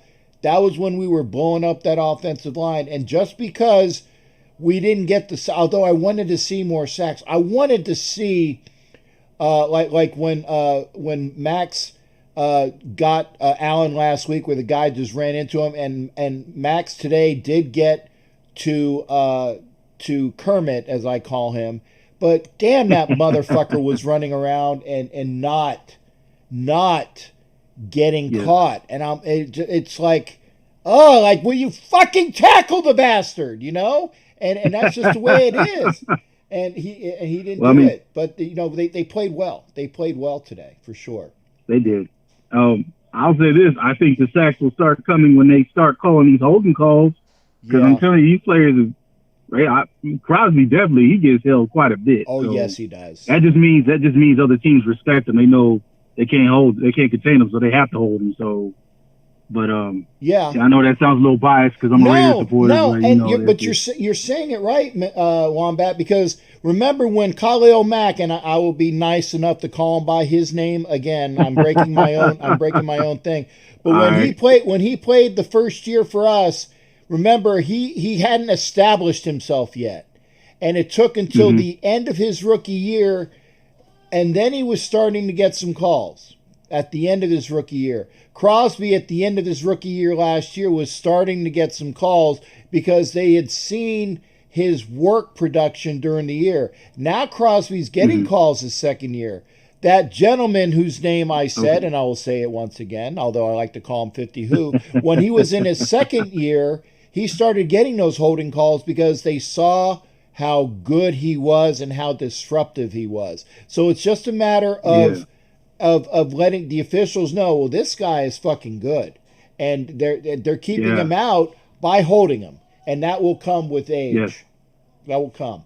Okay, I totally agree with that. Two other quick things. I was glad to see the team not come out flat in the second half. Yes, and it felt like they made proper adjustments, because I was like, okay, play good this first half. Let's see if you don't get outcoached the second half. And so I don't think you saw. I mean, it was it wasn't perfect, but they did what they needed to do, and it was good to see that they came out in the second half and played 4 full quarters of football. Yeah. And didn't just fall flat like they normally do. I was talking with Danny Faint, who's the gentleman that's in the chat, and and we were talking about hey, he said, hey, your boys are looking good today. He's a Pats fan, but he's a good friend of mine. He says, hey, your boys are looking good today. And I said, you know what, Danny, they are. But I said, Gruden and Gunther are notorious for not having change or adjustment one.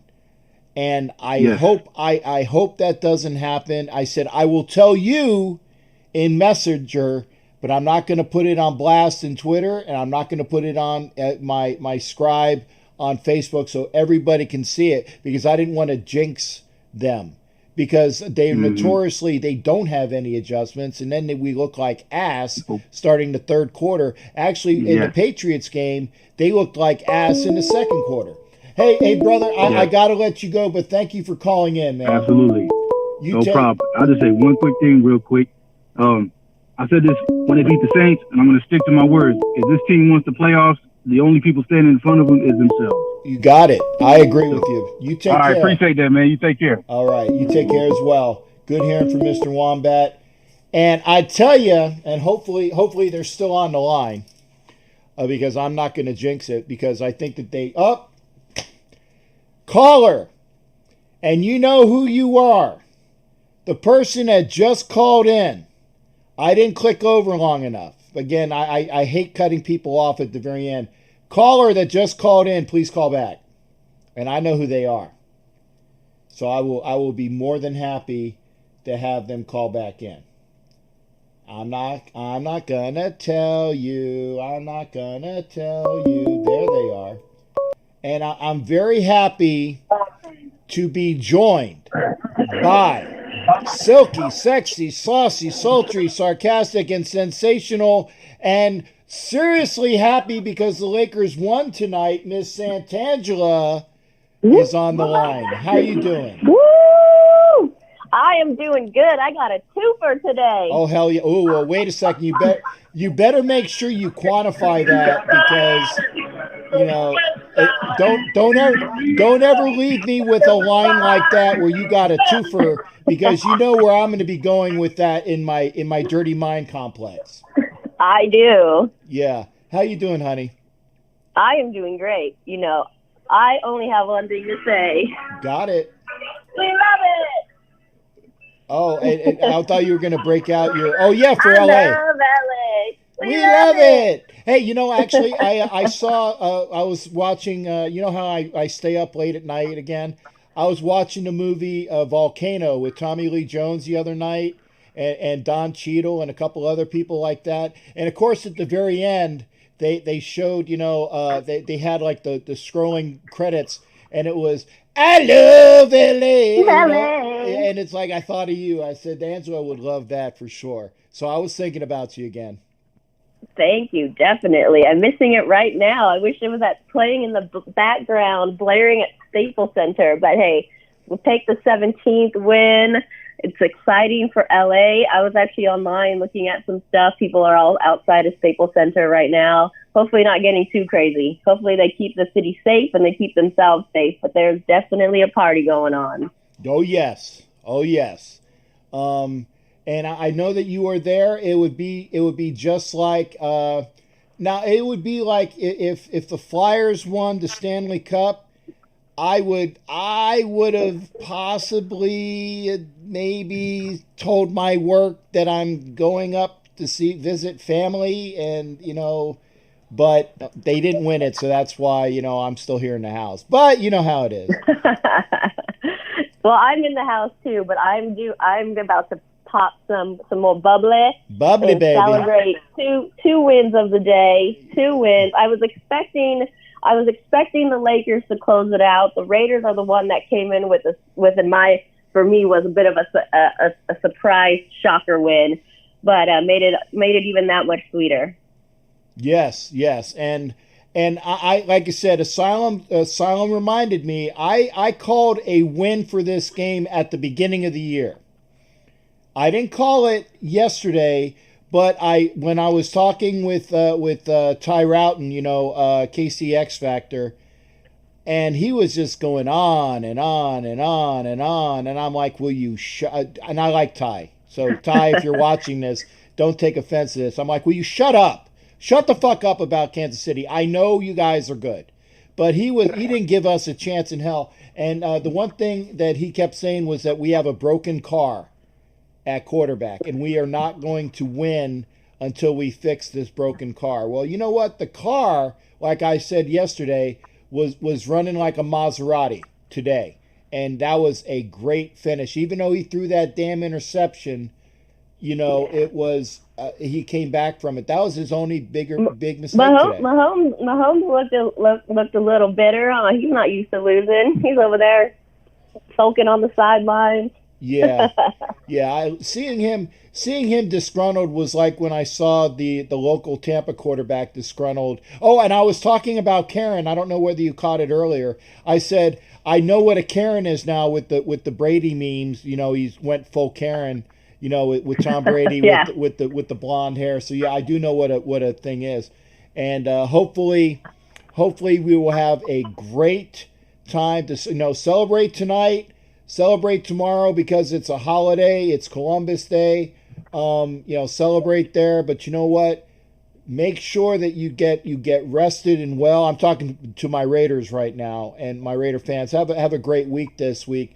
But make sure that everybody's in the proper state of mind because I tell you what, we cannot come back to Las Vegas and have a thud of a shit game against the Tampa Bay Brady's.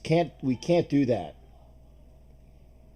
No, definitely, and I think it's a perfect win to get before the bye week. Get some rest, and they can all hopefully repair themselves, all the broken dudes, and have a great Sunday night game. That will be ideal, right? For sure. And I'm happy because the Rays just got a double play, and the Astros did not score a run. So that I'm very happy about that. My double today would be seeing a Rays win, not a championship like your boys got, but at least a win over the Astros. And the Astros are down to their last 3 outs, so hopefully I'll get a double today as well. I'll get a twofer today, and you know I love my twofers. Hey, hey, there you go. Sorry, I'm not paying attention at all. What's the baseball situation? The Rays, the Astros or the Asterix as you like to call them, they had the bases loaded in the top of the 8th. They're down 2-1. And Castillo, the Rays pitcher, got the first batter he faced, and it was either the first or the second pitch got him to bounce into a unassisted by the shortstop or second baseman, depending upon how they were shifted, double play. So they're out of the inning. It's still 2-1 Rays, and we're going from there. Cool. I think this was a typo, but I like the spin on it, Callie. She says Saint Angela. Quite the opposite of Saint Angela. Oh well, but that's good from Kelly. We love Kelly too. Course. We love Kelly too. Of course. Yeah. Thank you for saying what's up. Yeah, and I wanted to let you know that automatically every show that we do is going to be held for limited on monetization. Yep, sounds good. Yeah, and you know why, right? Oh yeah. Yeah. Okay. That's why eventually when we get there, I wanted to already be ahead of the game, and that's why I use the explicit, if you will, for a lot of that. Yeah, but it's just because of that damn title. It's because of the title. I think that maybe when you get there, we can probably might just want to put like a I don't know. Just change that, or if you could do graphics, maybe you can put it where that it flashes with the F and the Raider shield and the CK, and then it goes to like an asterisk and an ampersand and a like you see in cartoons and who's the guy that for sure the guy that would jump from all of the in the old video games. Maybe I'm dating you. The guy looked like, it was weird. He had like a big nose. And he was like purple or Yeah. I know. I mean, I don't know the purple nose guy, but I know what you're wanting to achieve. Yeah. And I'll redo it. No worries. Oh no! I'm not saying. I just want to make sure that you don't have nothing to worry about when we get there. But I got to go through, and all the ones I'm doing now, I actually got to go through and make sure that I'm not swearing. As much. Not until the second hour. Exactly. And only once in a while. Exactly. And that's why my F's are going into second hour. Because if I do it quick, I'm going to be pissed at myself, because that's videos I can't watch. But again, congratulations to you. Thank you. I'm not a big fan of LeBron winning the MVP, but if he deserved it, he deserved it. I just know that he would have cried if he didn't get it. I didn't really. I assumed that he was going to get it. I was thinking maybe Anthony Davis, and I thought it would have been nice for him to get it as well. And but obviously he did not. But I think it's always going to be LeBron. Like in this aspect, it's LeBron's team, and it's stated as that. And then for someone else to get it, especially since they had very similar numbers, I think that would be a lot to ask. Right. I got it. And again, he played well. I mean, there's no getting around that. It's LeBron and AD, and then of course the guys that helped out. And I don't really. I know Kuzma's there, and then well, hell, do you have like who's the LaVale, the guy that used to play for the Warriors? That's for the Warriors, right? And then of course you had the guy that played for the Orlando team that was a big bust the first time he played there. Now he's playing backup center. Oh God, the kid from Georgia. Are you talking about Dwight Howard? Dwight Howard, there you go. Yeah. So yeah, they got a lot of play, and of course you got Rajon Rondo. You got a really good cast of characters there. But it's LeBron and AD and everybody else. Rondo was on that Celtics team that beat the Lakers in 2008. That would have been a nice one to get. So that's kind of a bummer. And then he comes and wins 12 years later and wins one with the Lakers. I got you. But I will say one more thing. I know you don't like LeBron, but I think there is something to be said for someone who could go from team to team and become champions with that team. I think that does say a lot. Oh, I agree. I don't like him personally. And I think he is one of, if there's I don't know if I'm going to put him on Mount Rushmore yet, but maybe if... Captain, you know LeBron James personally? Why haven't you told me this? No. I said I don't like him. No, I'm kidding. Oh. I'm kidding. I'm just a joke. You said you don't like him personally. Yeah, I don't like him personally, and I hope to never meet him. But I'll get his autograph if I ever have a chance to. But I don't like him as a person, is what I should say. I know. I was kidding with you. But he is a fantastic basketball player. But it's still, I'm going to stay with Jordan. I'm going to stay with Bill Russell. I'm going to stay with Wilt Chamberlain. And I'm going to stay with those guys right there, those three right there.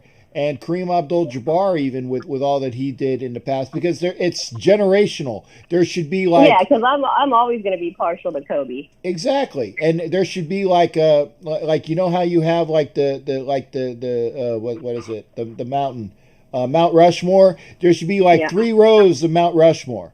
The really old row for us guys like in my age, the middle row where you can actually know some of the people in the middle row. Then there's your row, Angela. Yeah, you guys have your own row. Or there could just be like a Laker version of it in the Hollywood Hills next to the Hollywood sign. Lakers fans or Lakers players only. It can be done. It can be done. That would be cool. All right, Captain. Well, I'll let some other callers call in. I just wanted to call and celebrate with you on this day of victories for both the Raiders and the Lakers. I'm excited about that. I'm gonna go pop champagne. Hey, and you know what? Hey. Keep your voice for Tuesday. I know how we normally go out, but I'm just gonna go out a different way. We're gonna go out. Hey. We'll see you Tuesday. Lake Show, right. Baby. You take care. All and right. Say hi to Mama Moon. Will do. All right. Woo. All right. Good night, honey. Good night. All right. That's my lady. That is the silky, sexy, saucy, sensational, and sweetly enjoying the victory tonight for the Los Angeles Lakers. No hate on the Lakers. I mean, I don't like them. But they're a great team. I still need to find that I'm trying to get that Kobe Mamba jersey where it's 8 and 24 in 3X. That's not a knockoff. But I'm resigned. I'm going to have to spend about $500 for it. I did get today. I got my Pete Rose Phillies jersey when I was going out to get my food tonight. It was waiting. It was weird. I had a package on a Sunday. I guess it was UPS. But good night, Kelly. Good night to you as well, honey. You take care. You take care. Thank you. Thank you for that. And I'll wear it. I'll wear it this week. I'm wearing my Pete Rose 14 Phillies. I love the dark blues, the 70s, 80s version jerseys. Love it. I'll wear my Pete Rose real soon. If you guys want to call in, great. We are at the 11 o'clock hour on the East Coast, which means we are at the 8 o'clock hour out west. I will pop in here. I'll stick around a while.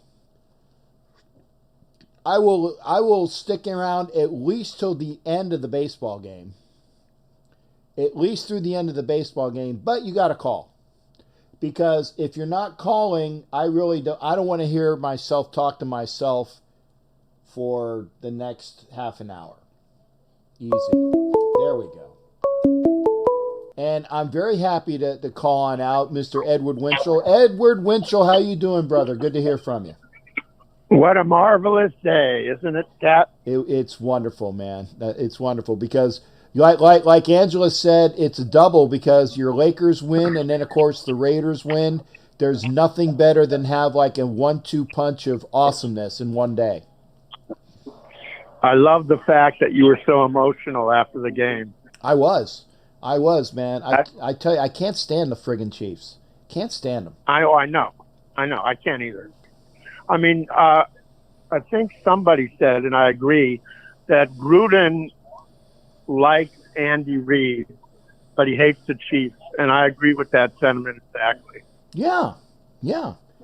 Because, they've coached together and he's gotten a lot from Andy Reid. He might not say that, but I know that he's gotten a lot of positives from Andy Reid. Maybe he's had his own philosophy or whatnot, but that is his elder peer.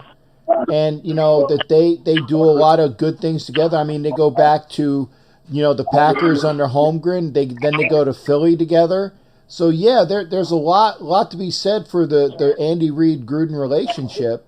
And, you can – it's kind of like the way it was today. It was kind of like the Civil War. You have – people from the same family, one's fighting for the Union and the other one's fighting for the Confederacy. No, I'm not making it a racial issue, folks. I'm talking history here.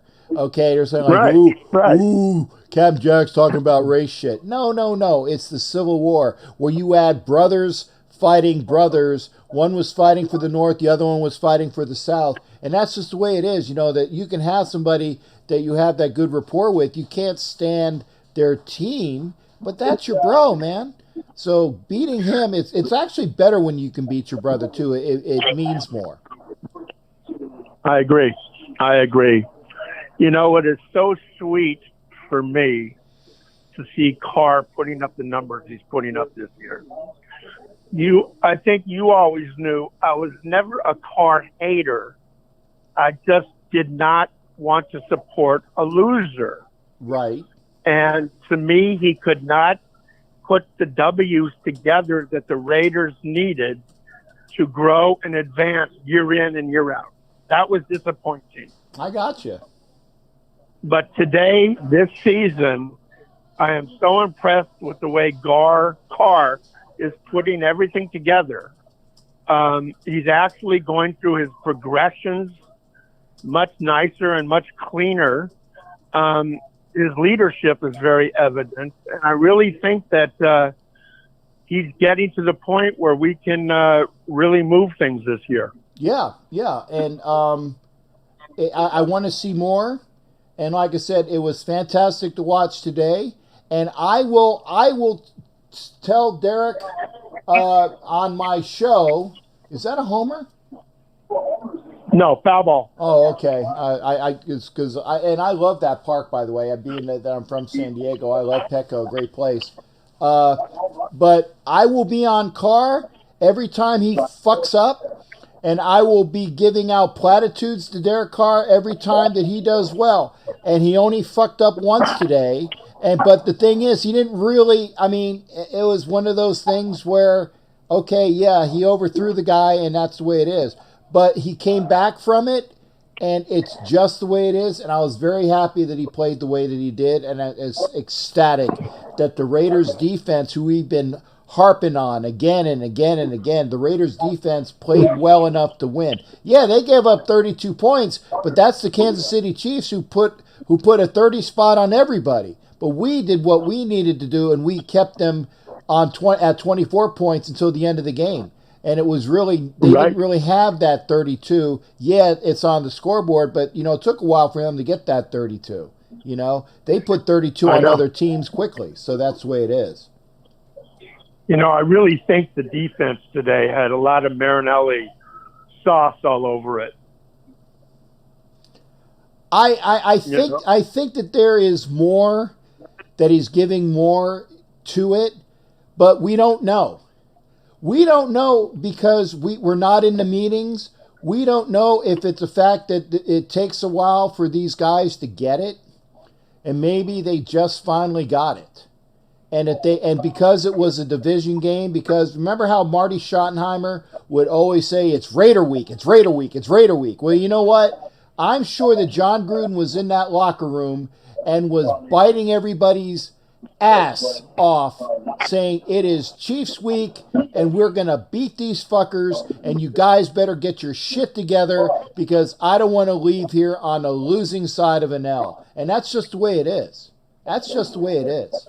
I'm sure it was like that. And I'm sure they were sick of losing too. Well, Gruden was pissed last weekend. Yeah. He was pissed big time. I just think what I see today is something that is going to continue to grow, and we're going to continue to move forward. And I think the team, if anything, has learned that they can put it together and commit to this winning way and continue to win games. Yeah. Maybe they doubted before today, but if anything, for their psyche, they're going to think, hey, we can really do something here. They just need to continue to do it, man. They can't just sit on their laurels and say, you know what? We beat Kansas City. Wake me up in about 6 weeks. No. Remember it. No. Remember it. I don't think Gruden or CARR would allow that. No, I get that, and trust me, I would be very upset if I see that, because I think that Derek is finally getting a little bit of Rich Gannon in him. Not as prickish as Gannon ever was, but he's starting to get to be that point where he says, you know what, I'm sick and tired of losing, and I'm not going to stand for it anymore. Now, Gannon was a big fucking erect prick, okay? Yeah, no, I agree. But you know what? People played for him because they knew he was right.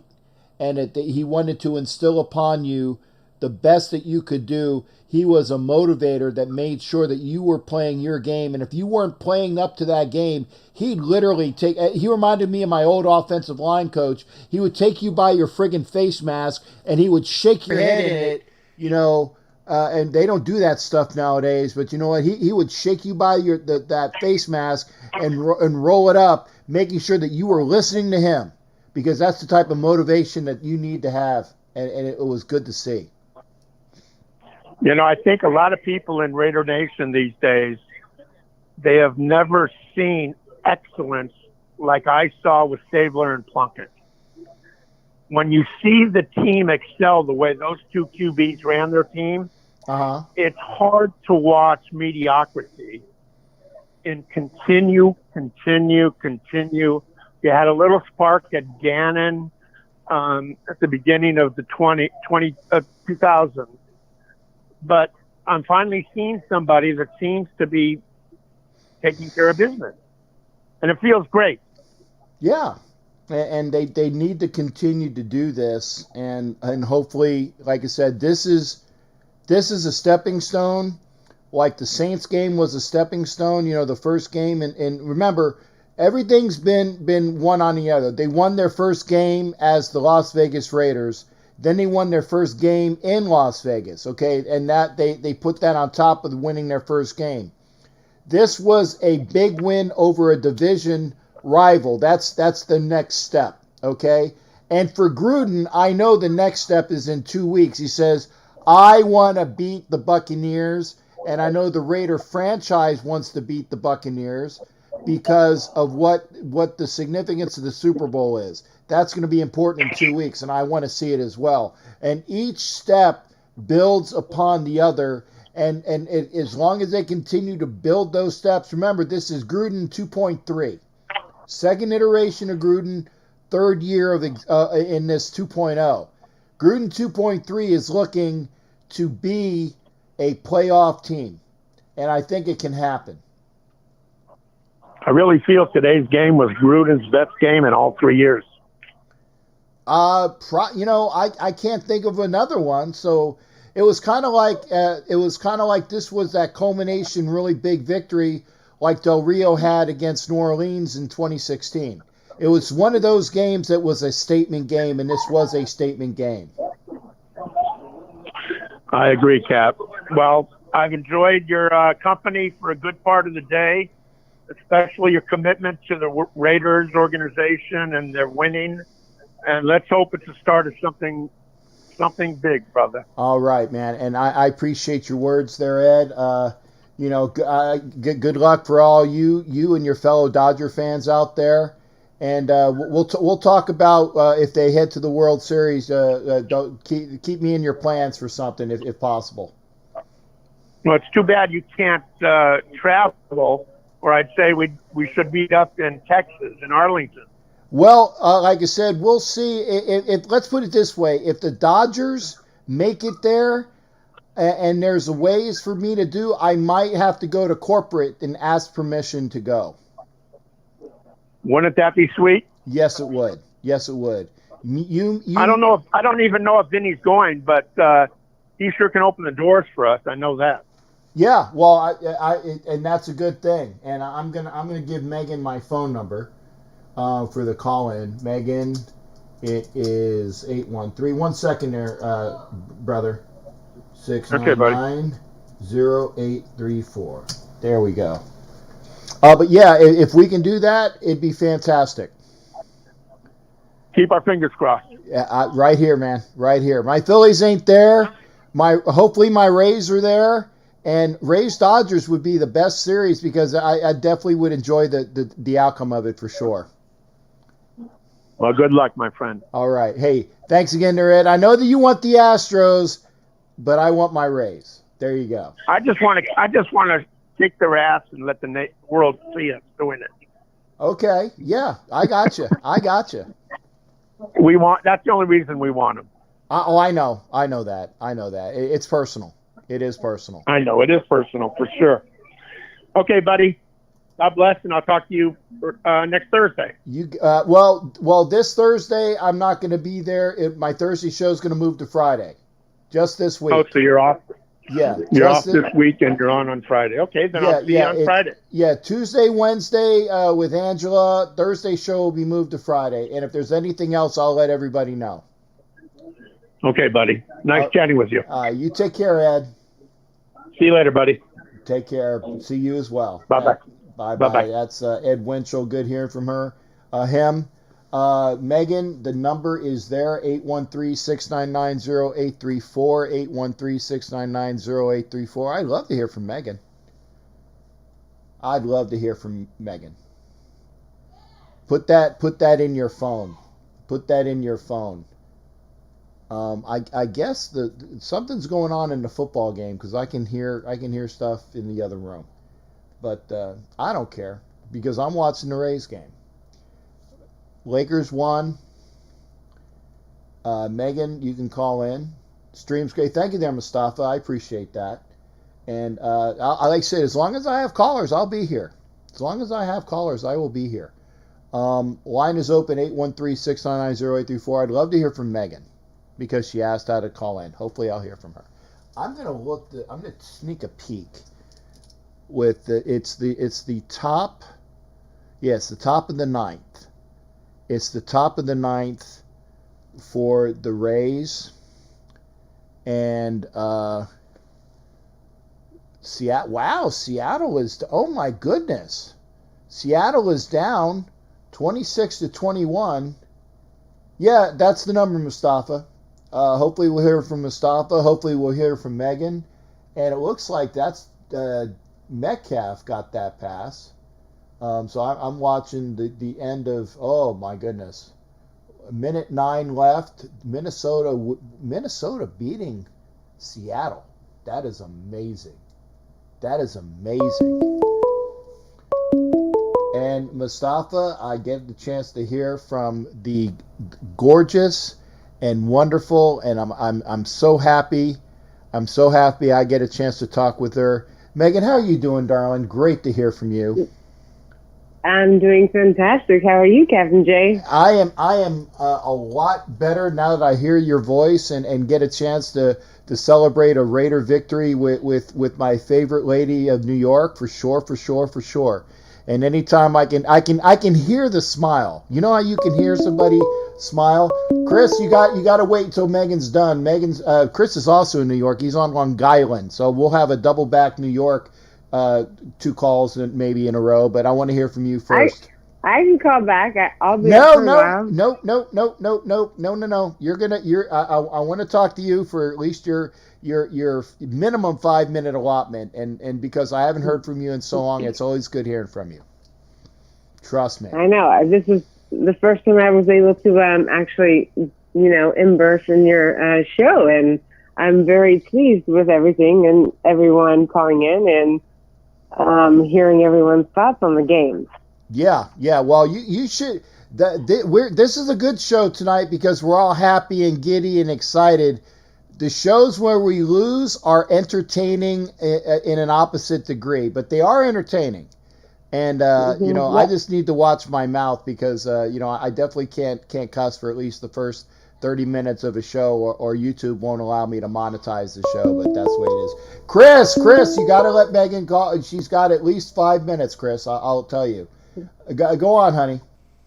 Okay, I have to say I have a totally different perspective about the game tonight. Sure, let's hear it. As somebody who's played sports for over 25 years, right? I think, and I don't think I have seen Derek Carr this happy in the past few years.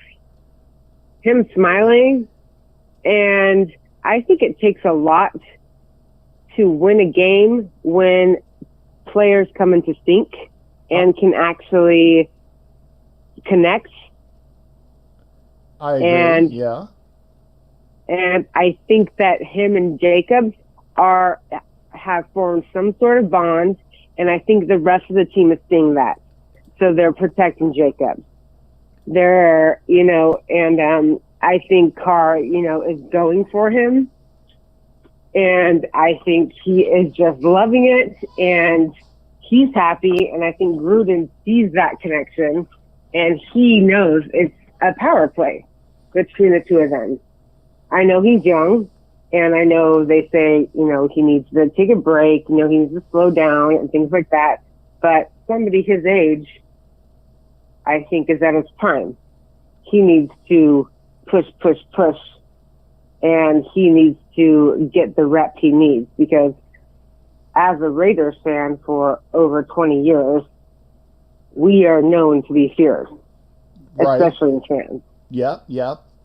Now, are you saying? And now, I want to understand what you're saying. Are you saying that there's good chemistry between Carr and Jacobs, and that's why they work so well together, or you're saying that there's something I'm missing there? Oh no, I'm just saying there's great chemistry between Carr and Jacobs, and people are seeing that, and I think other teams are getting scared about that. Oh yeah, because they know how powerful the Raiders can be. And how supportive we are, and especially with Gruden being so happy about this, and it's a totally different dynamic right now. Right. As it was, especially at the end of last season. Oh yeah. And actually, I don't know whether you had a chance to listen, but on my Thursday show, I had Peggy Holmes, the lady that was. Well, you remember Peggy? We met her or we saw her in that restaurant in New York when we went out to the club thing. Oh yeah. Yeah, Cool. yeah, very very well versed lady with lots of Raider knowledge and whatnot. She called in on Thursday, was saying that unless things change in the dynamic for the Raiders, okay, that they got to get their shit together, and she's heard from let's just say that they run the risk of losing the team. And this victory was something that was very well needed to salve the wound. I think that's the way to say it. Yeah. To make sure that the team kind of comes in and gets back to being a cohesive unit, because they become in sync. Right. They have to really want to help each other. They have to want to protect each other. Like the defense has to know, okay, Jacobs is great. Keith is great with, even with the interception. I mean, and, Rugg with the long distance pass. I mean, there were amazing plays in this game. Oh yeah. Amazing plays for sure. And you saw what we were missing when we didn't have Ruggs in there. And imagine how much more we would have when we bring Edwards back into the mix, because Fast Eddie was saying how we were missing that large-bodied receiver that we had with Terrell Williams, and we were missing him. Well, in my estimation, Edwards was going to be that guy anyway this year, and he got a quicker start on it, although he's injured. But I think that when we throw Edwards in the mix, with Ruggs, with Aguilar, with Zay Jones, with Renfro, I think obviously that'll cut into Gafford's time. But we'll have so many receivers, it'll be so much more that we will have that will make things that much more dynamic for the team, for sure. See, but I don't know the personal relationship between CARR and Edwards. I think that makes a huge difference, because I've played soccer for 25 years. I've played volleyball. I've played softball. I've played dodgeball. I've played everything. Mm-hmm. And if you don't like somebody personally, you're not going to make your best effort. Oh yes, that's just the way it goes. Yeah, if you don't like your teammate, you can really it takes away from the team concept. If you're not playing hard for the guy next to you because you don't particularly like them, that's where the team goes to the shits. That's for sure. Yeah, or if you're not willing to, step up and, protect your, offense, it's not going to work out. Yeah. That's just the way it goes. And I agree. These guys are talented, and they have a strategic play, but when it all comes down to how they're going to want to, hey, I want to be the star in this this play, not you. Yeah, no. That very, very well taken point there, Megan. And again, you are a person that has played team sports, and you've seen what it is. I've played it, although I can't remember the last time I played a team sport that mattered other than pickup softball. And by the way, I cannot throw to somebody to save my life. I can bat. I can bat well. I can field well. But if you ask me to throw it from as a catcher to a pitcher, I don't know where it's going to go. And I play first base as well. Don't ask me to throw to somebody unless I can throw it underhand, because I won't know where the hell the ball's going to go. I've lost that. And I don't mind saying it, but some people lose that shit. And I'm sure you're an all-star, because I know you're an all-star to me, and I'm sure that you bring that on the field with you too.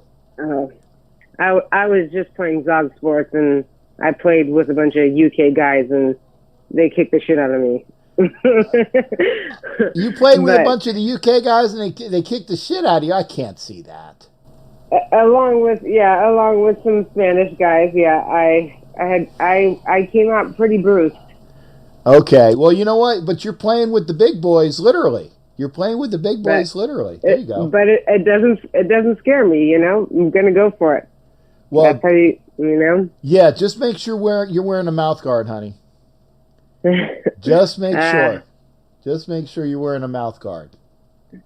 It's not worth it if you don't have the scars to show. that is why I love Miss Megan. She is awesome all the way through. She will kick your ass just like any other pirate like the Autumn Wind. She'll bounce you around and upside down and laugh when she's conquered and won. All right. Well, that was all I had to say.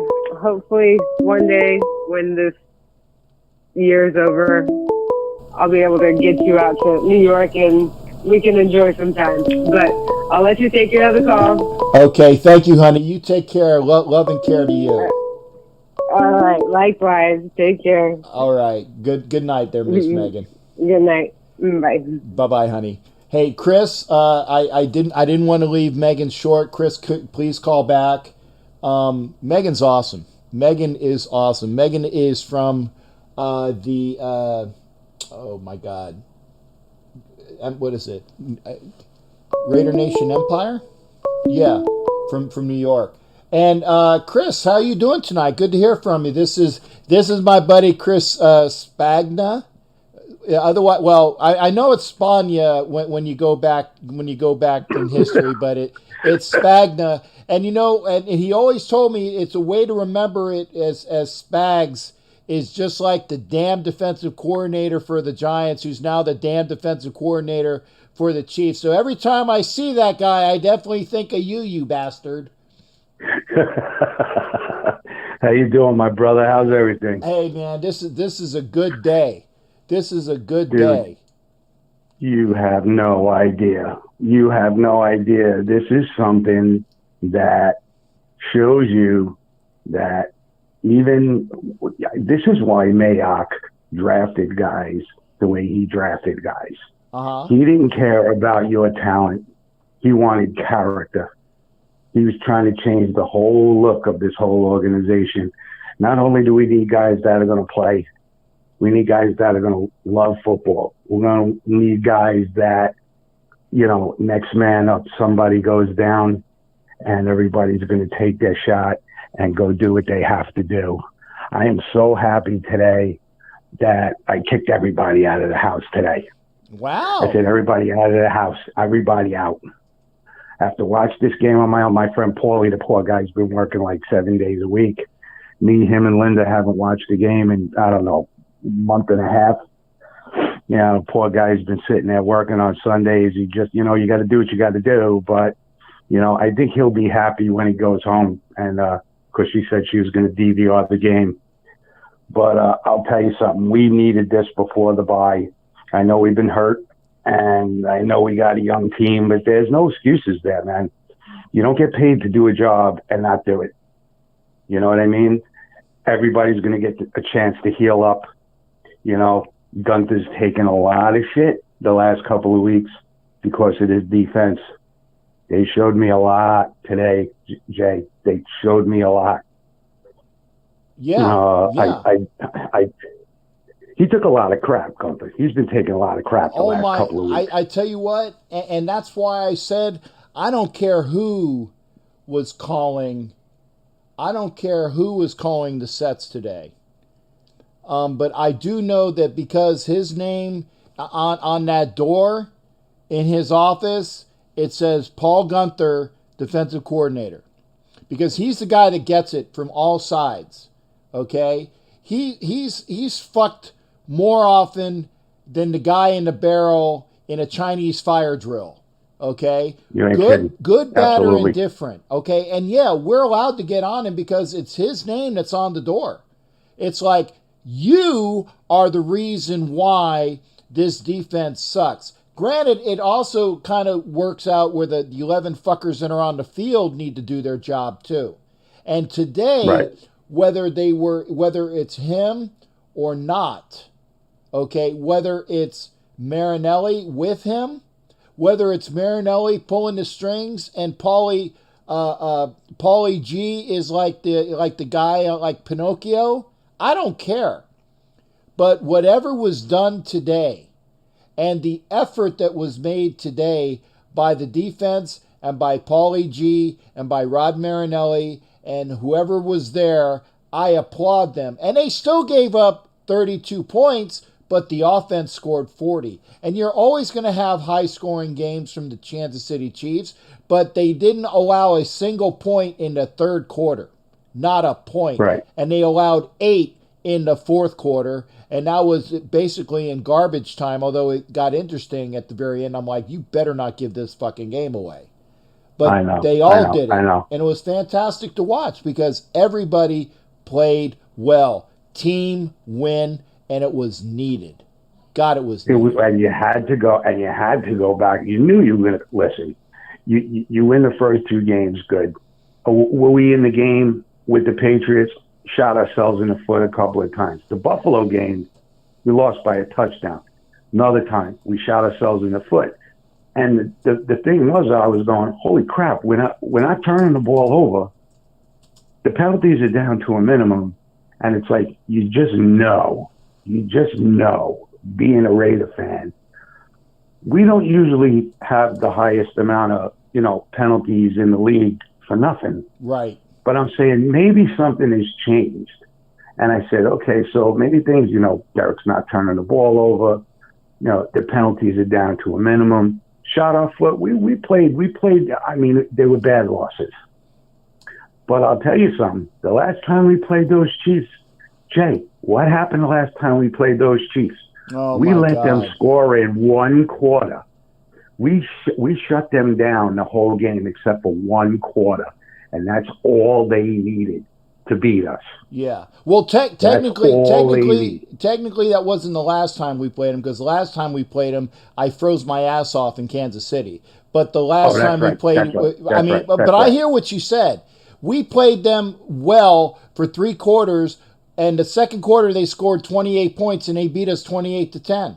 So I understand what you're saying. The last time we went out to Kansas City, we got whooped. I don't even remember what the score was. I just know I was so frozen I couldn't stand it, and I stayed there. I don't remember what the score was because I'm like, I don't like being here. My fucking balls are freezing, and I'm not enjoying myself. But I stayed there. And the whole fucking road trip. The whole road trip is shot. Yeah, you know what I mean? Yeah. Yeah, I get it. I did that. Listen, I'm out here on Long Island. When I went to that Jet game last year, I sat there in that fucking crazy, damp fucking rain all day. All these punk-ass Jet fans sat upstairs, and they were able to sit inside and stay warm. And I'm out there freezing my ass off. The whole stadium was black. Should we have lost that game? No. And I don't know what it is. And I'm not making excuses. But today was something that we needed badly. Remember we spoke 2 weeks ago and we said, Jay, you're like going, Chris, what do you think before the break? Remember what we were saying? 3-2, 2-3, whatever. Remember we had that conversation? Yes, I do. I'm saying in the first 6 games, if we get this break and then we said, okay, then we got Brady and the Bucs after the bye, which is good because you could see with one main cog back on that offensive line, with Brown back up there, you get Richie back in there, and whoever else is hurt on the offensive line is Houston. I mean, is Jackson hurt? Who else is hurt on the offensive line? Well, there's like 3 of them. Well, okay, I know Richie Incognito is on the IR, and that's why Good was playing. I thought Gabe Jackson was a right guard. If there was somebody else out there, then that's news to me. Because somebody I can't for the life of me. I'm getting a brain fart, bro. And I know, but let me tell you something. These guys didn't play bad. No, these guys didn't play bad. They didn't. I mean, no experience, yeah, but did they play bad? No. And I'm telling you that this showed me something today because you win 2 in a row and then you lose 2 bad ones. And now you're staring down the barrel of a gun against the Super Bowl champs. Mm-hmm. It was time to dig down deep, and it didn't look good. I said, oh, shit, after 14-3, I go, motherfucker, is this going to happen again? And you know what? I just stayed patient. I wasn't yelling. I wasn't screaming. I just said, just get it together, guys. Just stay with it. They found something.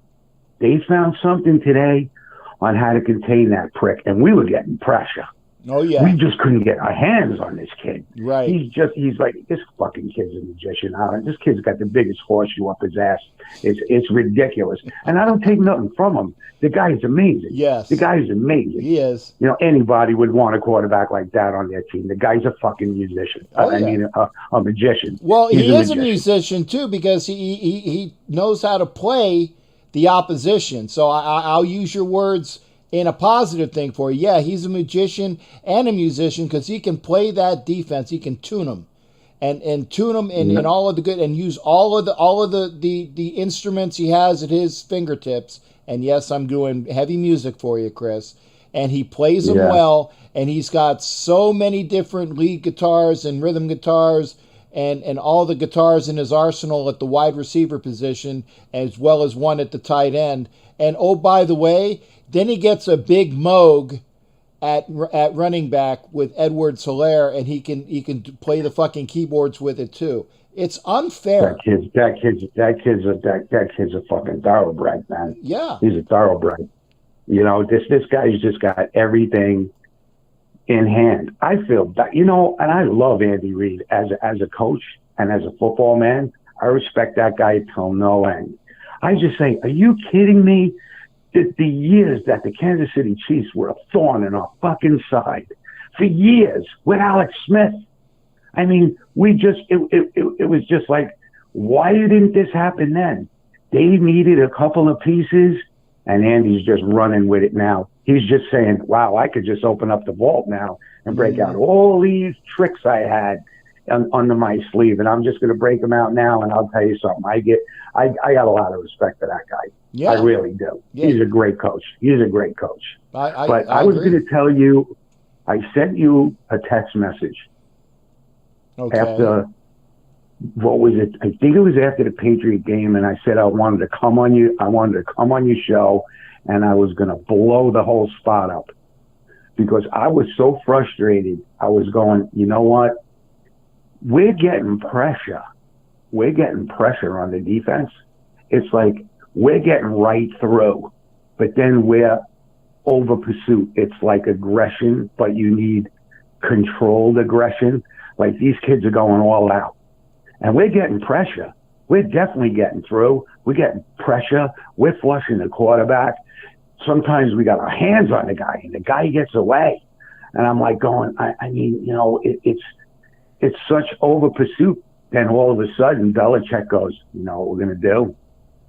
We're just going to trap everybody. We're going to trap block everybody. And then they're going to be in front of us. They're going to be behind us, and we're going to be in front of them. Yeah. You just made an adjustment where he goes, holy shit, these guys are getting pressure. What we got to do now is just change the scheme on the block, and they screwed us. We couldn't stop the run. This time, we were getting pressure, but now we were containing the pocket. Mm-hmm. Nobody was over pursuing. Nobody was going overly out of their position. People were doing their jobs. And I said, and I'm watching this, and I'm going, this is going to work. Mm-hmm. This is going to work because with a guy like that, even though he can make a play and extend a play, I just watched the press conference. That fucking kid can't stand that. He goes, yeah, I could run out of the pocket and I could make a play, but that's not the way I want to play. I want a team to do the job we're supposed to do when the coach calls the play. Then we're hard to stop. He goes, I can't stand when I got to run around. He goes, I don't like it. He goes, when we do our job and we have to, and we call a play and it works, then we're hard to stop. Mm-hmm. But when I have to run around, yeah, I might be able to run around and, you know, maybe make a play out of the pocket or something, and I could move around. Yeah, but do I like that? No. So it just goes to show you, you know, pressure breaks pipes. It breaks pipes all the time. And we needed this win before the bye. Yeah, we did. It was really important that we got this win before the bye. Now guys can heal up. We have time to work on what we're going to do for Brady. All the young guys that played, how many guys did we? I think we played everybody.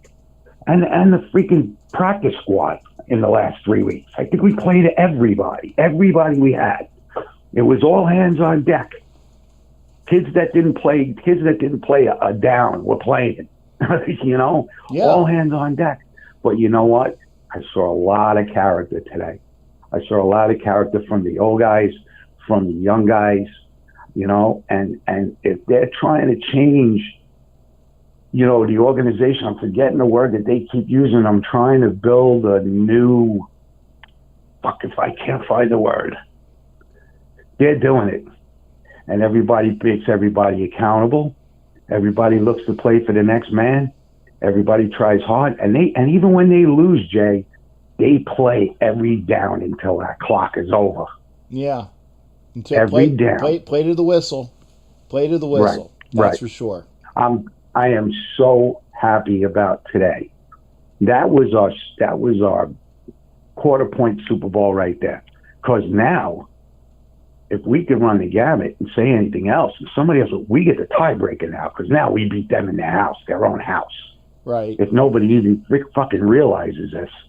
Because they're the first team we played in our division. That's the first division game. The first 4 games were out of division. Right. You know? And we couldn't afford another loss in conference. And again, it was going to be tough.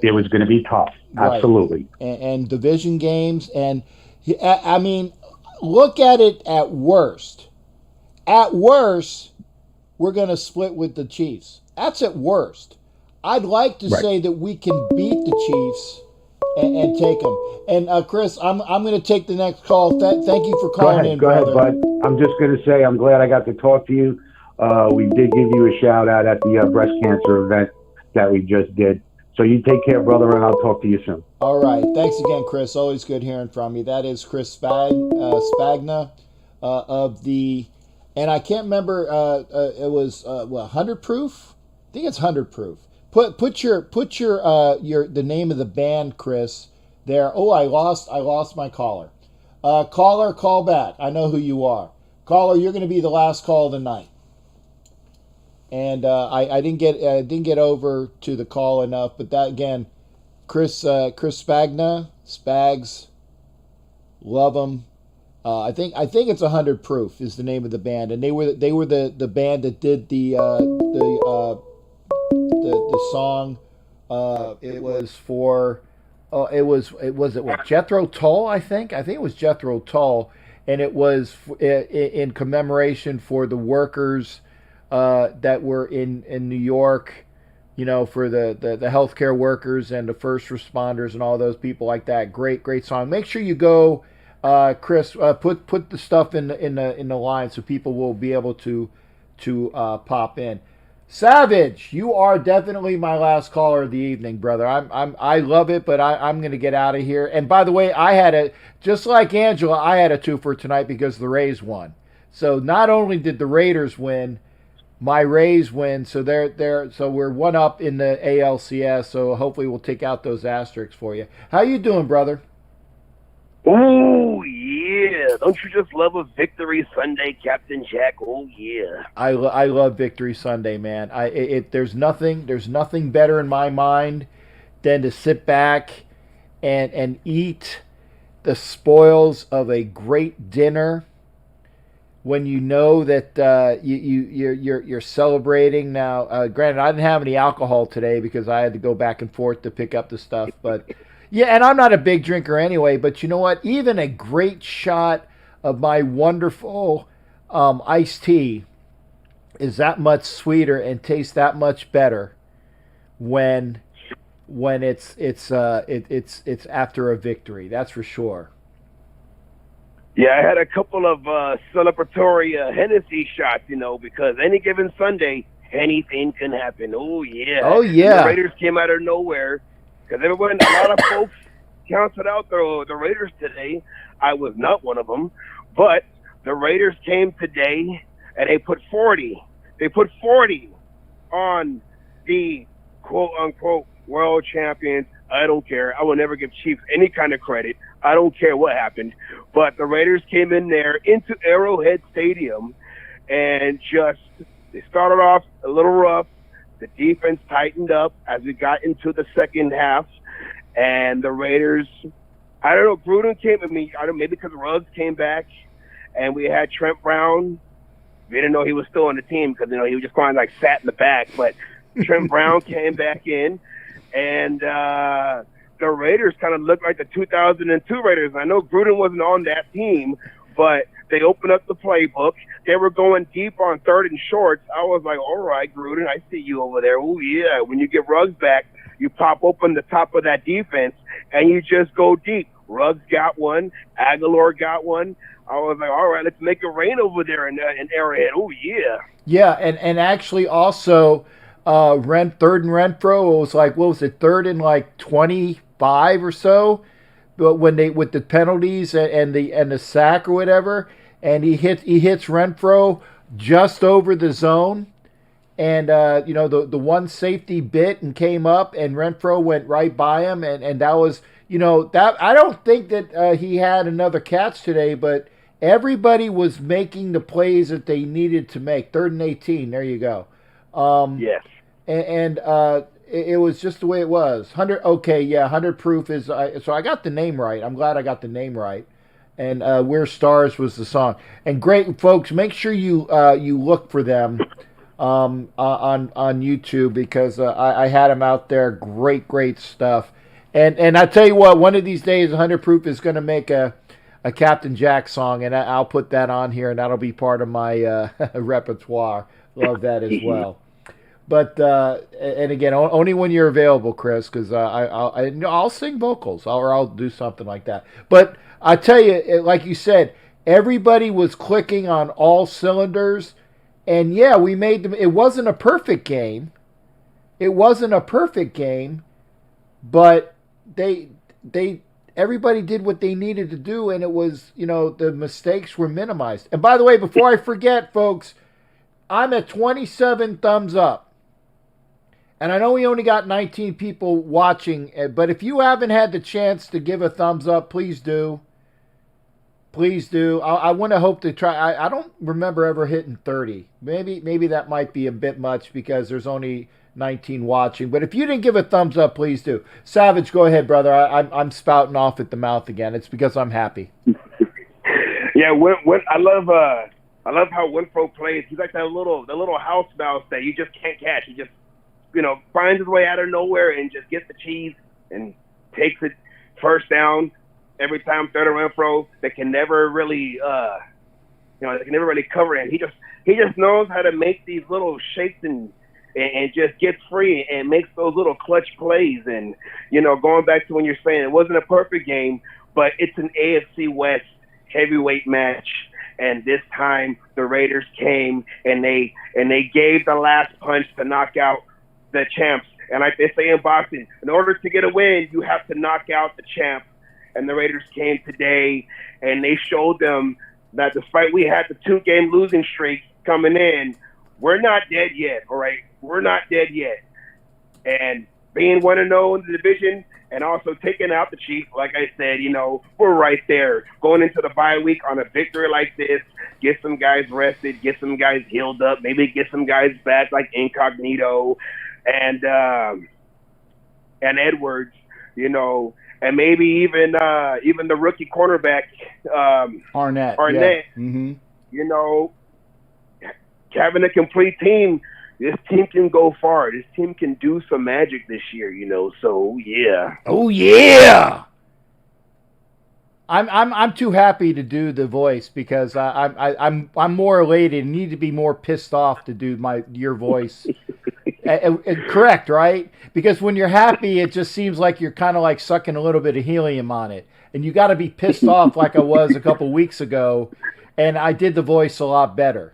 Yes, correct. You don't have to worry about offending me. I know it. You got to be pissed off. Yeah, there's different emotions to my OES. You know, you gotta. Right now, I'm just kind of like a relaxed OES. You know, I'm just cool, calm, and relaxed. You got. Hey, one second, Savage. Mustafa, if you want to call in, I will go a little bit beyond for you because you have yet to call in. I will, if Mustafa, you will call in after Savage. I'm gonna give Savage a couple more minutes. So you call in, Mustafa, and then we'll call it. It'll be like the final knockout. The referee will come over and he'll stand over the boxer and say, "You're out. You're through." You know, it's like, and down goes Frazier. Down goes Frazier. You know, like that. You know, that'll be the last one. So, but yeah, but I know you guys had a ball today. You know, watching the video with you. Excuse me, you and Omar and obviously Spicy and Mama. You know, isn't it great to do videos when you're happy and you're ecstatic and you got a fucking boner from hell or whatever a female equivalent of a boner from hell is. You know, I mean, I know what it is. I'm just, you know, being facetious here. But, you know, Mustafa, the number is, I'll write it down for you. Go ahead, Savage. I'm going to write down the number for Mustafa, but go ahead and talk while I'm typing. Well, yeah, I've been after, done after the 2 Raider losses, and, you don't really want to say anything. Like, what's there to say? You didn't play good. You didn't do well. I don't want to talk about today. But after a victory like today, it's like, let's talk about the long passes for first downs and touchdowns. Let's talk about the interception that was 2 yards away from a pick six. Let's talk about how we were knocking off helmets over there on defense, or when Ingold was going for that first down and knocked the helmet off of the defender when he was trying to tackle him at the chain, at the stick. Right. So the Raiders came out. They got stronger throughout the game, and CARR had the little float over that guy intercepted. But we were able to. I think they only got 3 out of it, maybe. Nothing was really too much damaging from the Chiefs, and even though Mahomes was running around and we couldn't get to him, eventually we was able to kind of close down the pocket, where he couldn't really run too much, and Max came in and almost got a strip sack. The ball almost came out of him when he came in from behind. I saw that. Yeah, and I wanted that. I wanted that other turn. I wanted a fumble, because I'm not. Yeah. No, we have had a fumble, but we haven't had too many. And I want more turnovers. Man. And I tell you, we get more turnovers because Morrow had the interception. I know Abrams had the interception, and now Heath has an interception. We need more of that. We need more fucking turnovers. And Abrams almost had one too towards the end of the game. He had to try to dive down for one, and he dropped it. Yeah. Hey, Savage, yeah. I'm going to let you go, brother, but I trust me, I appreciate you calling in, man. Yes, and congratulations on the raid. Oh, yeah, because Houston Asterisks. There you go. All right. Oh, yeah. There you go. Hey, Savage, always a pleasure, brother. All right, you have a good night and happy Sunday. Oh, yeah. Victory Sunday, yeah. Victory Sunday and going into Monday in 5 more minutes. You take care. All right, you too. Oh, yeah. Oh, yeah. Oh. That's Raider Savage. And I tell you, I think that was Mustafa. Mustafa, I didn't pick up in time. Go ahead and call back. Mustafa. And make sure, Mustafa, when you call, that you text me your number so I'll have it in my phone, and when my phone is on and I can read the people that are there, sometimes I get a chance to I know who's calling. Sometimes it shows up and sometimes it doesn't. There we go. I believe this. Hopefully this is Mustafa. 510. Is this you, Mustafa? Hello? Yes, this is Captain Jack. Is this Mr. Mustafa? Yes, it is. Outstanding. What's up, Captain Jack? Oh, man. Pleasure to have you on. And I said, make sure that you text me, the number that you're calling and say, hey, this is Mustafa. Is it Razuli?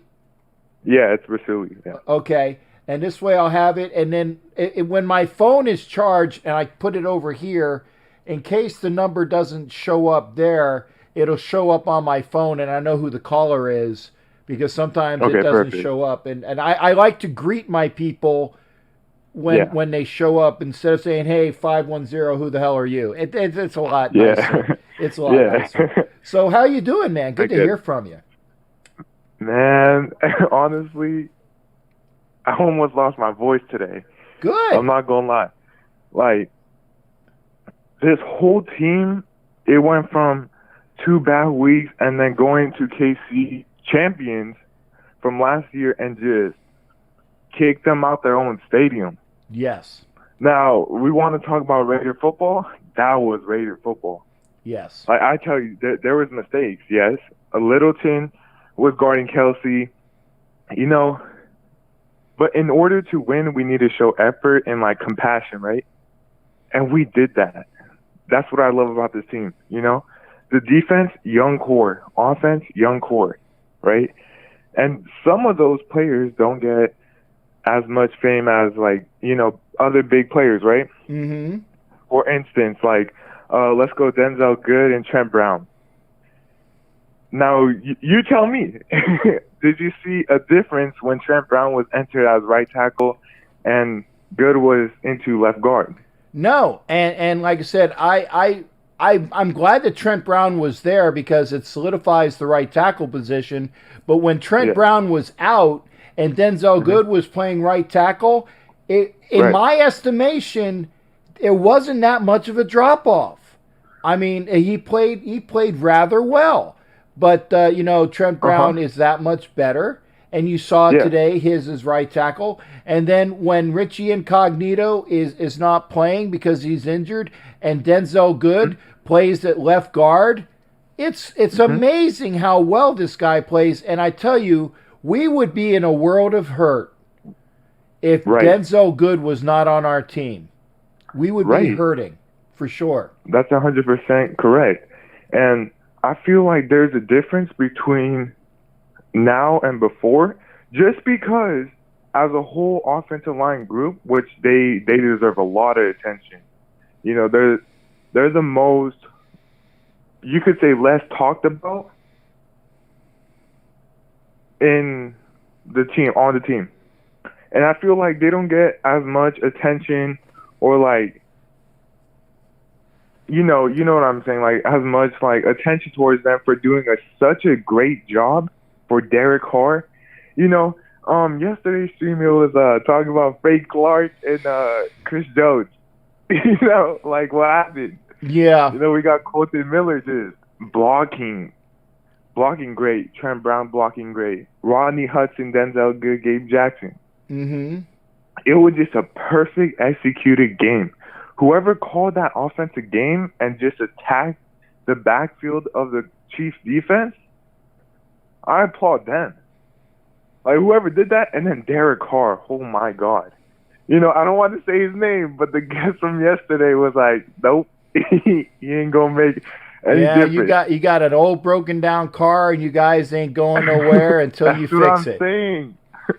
And then it was Trent Brown came into Arrowhead with a shirt that said, "Shut up." And then he was smiling because he knew they were taking a picture. It just really, I missed that one. You'll have to send that to me there, Mustafa. I will.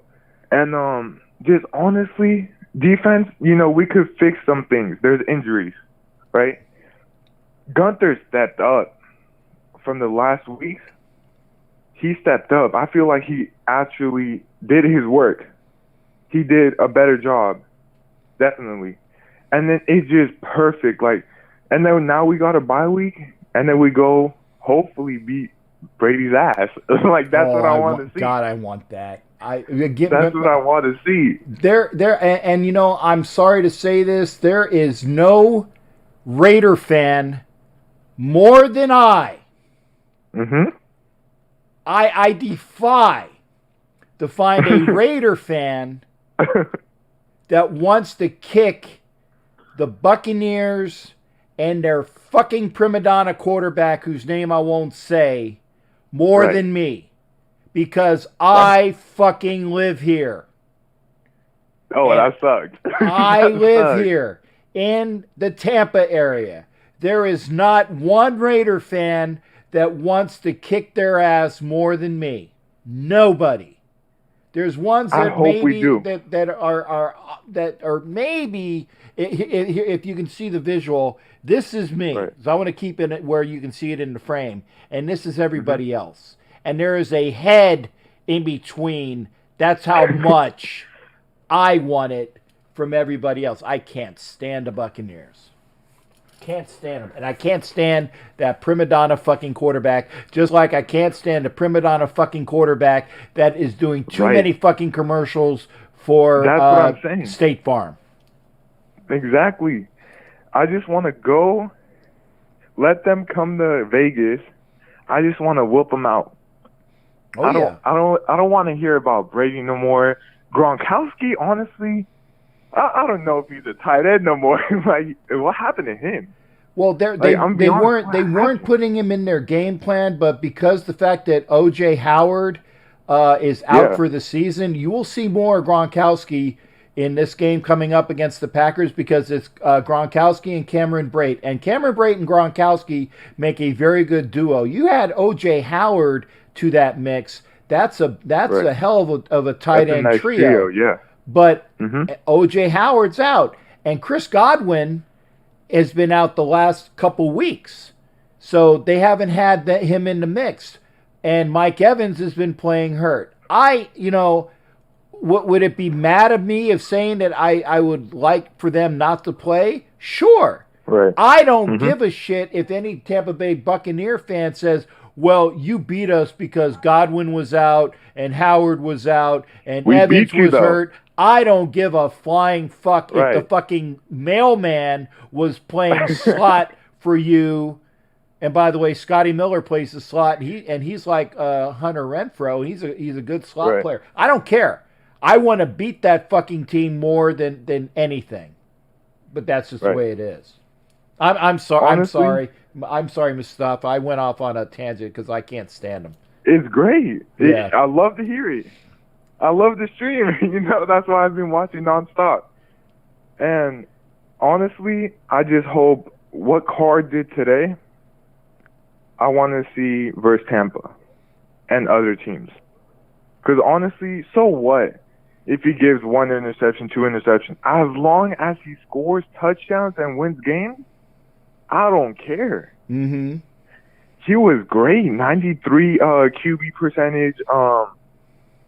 He threw for 300-plus yards, I believe. Yeah, he threw for 300-plus yards. And I think, like I said, the last time the Raiders had a quarterback that did as well was Rich Gannon.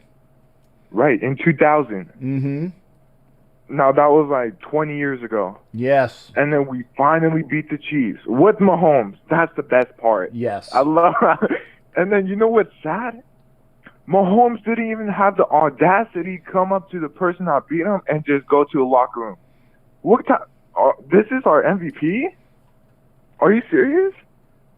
Yes. Like, this is bad. Like, in my opinion, like, I would have, like, at least, handshake, good game, That's it. He didn't even have the audacity to do that. No. See, and I know you what you're trying to throw there, but he did have the audacity to do that. Audacity means that he was that. Remember, I don't know if you saw from the beginning. It's chutzpah because I was telling you that Charles Davis doesn't know how to pronounce the term chutzpah. He had the fucking chutzpah. He had the audacity to walk away from Derek Carr because he doesn't have a set of fucking balls. That's what he doesn't have. That was audacity because he definitely does not have one working set of testicles in that fucking body. And I don't care who his girlfriend or wife is because he's got a hottie. I don't care. I'll fuck his wife and girlfriend better than he will because I at least have a set of nuts. Fuck you, Patrick Mahomes. Yes. And then I was yelling at the TV. I was like, what's that player's name? Linebacker. Nick Kwiatkowski, I think? Nick Kwiatkowski, and he fucking laid some people out today. Yeah. I was like, damn. I was like, oh, okay. That's that Raider football right there. Like, messing up the screenplay, stop them on the third down. Yeah. And It was he all played good well. for us. He played well. In fact, Kwiatkowski kind of reminded me of a quicker version of Matt Millen, because Matt Millen was kind of a plotter. Yeah. But when Dan Connors played middle linebacker for us, he was, kind of a quicker guy. At the beginning of his career, he got slow at the end. Phil Villapiano, that was the type of plays that he was making, quick and just blowing people up. That was a Phil Villapiano play.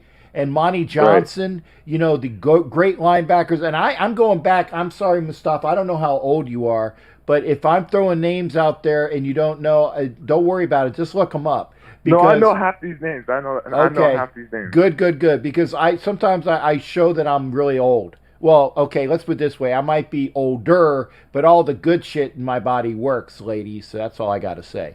Anyway, but yeah, the Raiders defense was playing on a par today that I haven't seen in a while. And we need that to happen. They played a good game. They had a good game plan against the Saints, which is why I couldn't understand why they couldn't play well against the Patriots. I couldn't understand 100%. Yeah, me either. Yeah, so hopefully we'll get that. Hopefully we will. And then last thing, Trayvon Mullen, he had a hard task to do. Yes. At the end of the day, he still held his ground. Mm-hmm. I'm gonna be honest. He held his ground, and this is it's great seeing young core players just improve every week, right? Yeah. And you're playing against a all pro, like a pro baller, right? Yes. And even Abram, hitting standing up for Corey Littleton when he was pushed, no flag. It's like, what? And then Abram came into the offensive line space, pushed him. Like, I don't care. You know what I'm saying? Yeah, and I was so happy that they were not taking the shit that Kansas City was throwing out there. They were not. They were not. They never doing broke. They never broke. And honestly, I see this team as going to the playoffs and even more. I really do.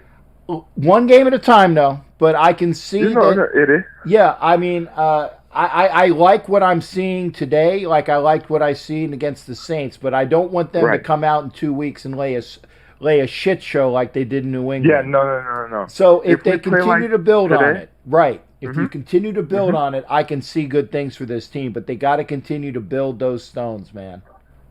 Right. And then last thing, thank you for streaming. Honestly, like I've been on this stream for I haven't even went on Instagram, Snapchat, Facebook, whatever.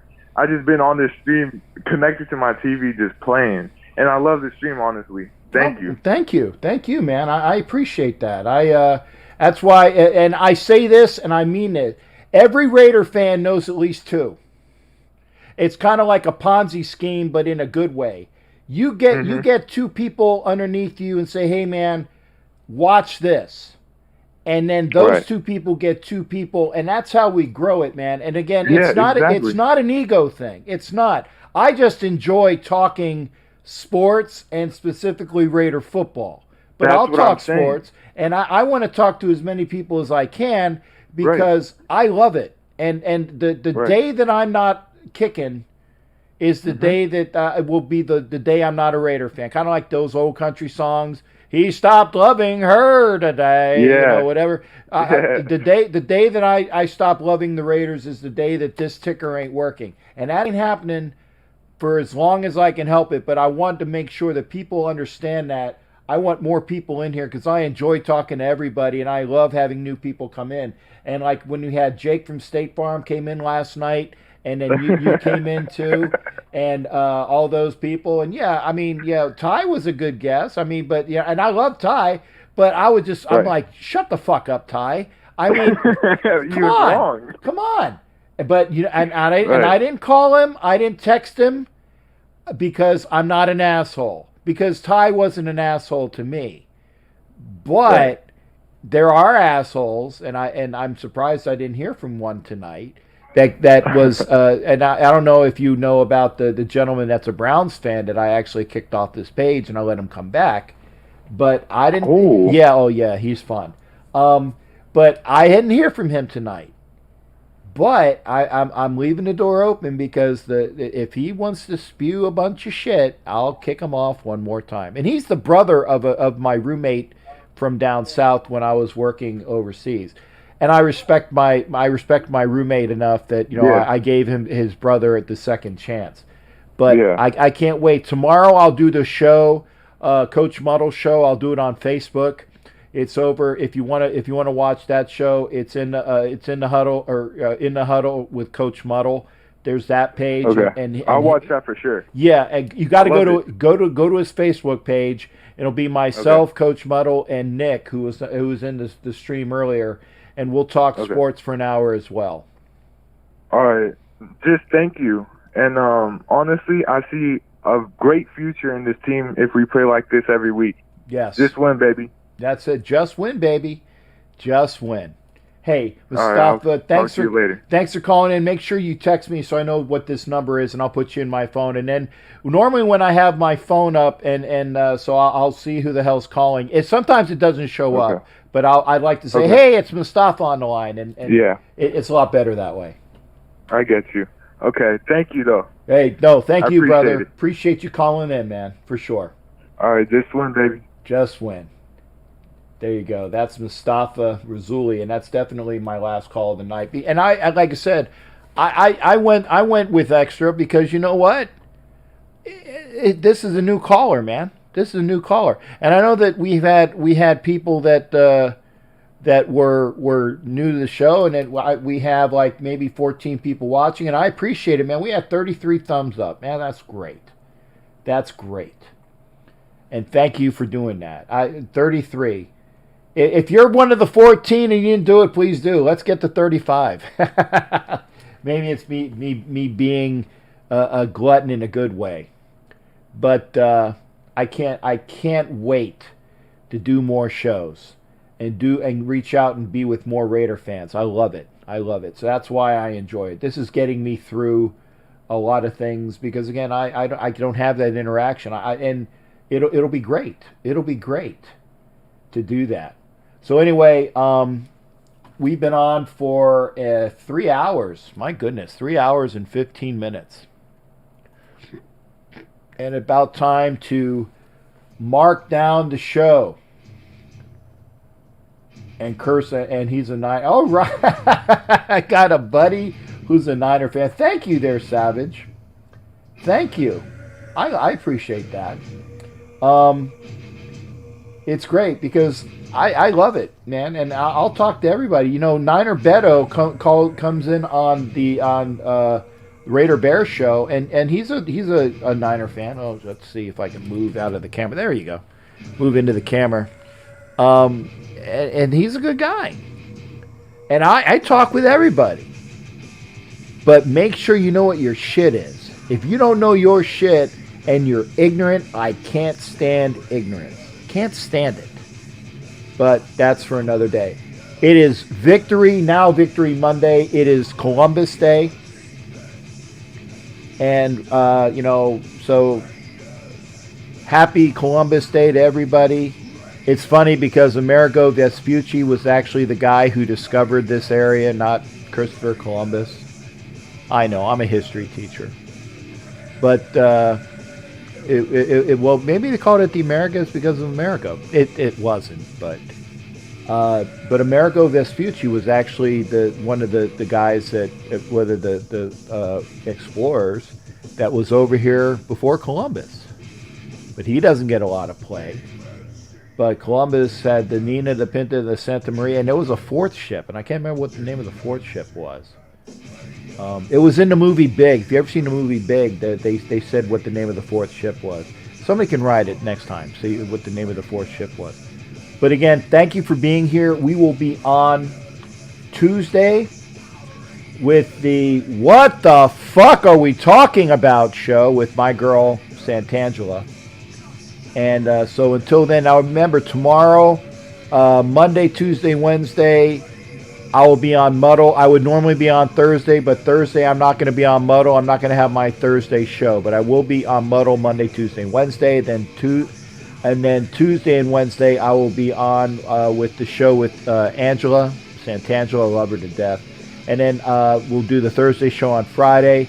And anytime I get a chance to do any sort of interviews, I'll do that as well.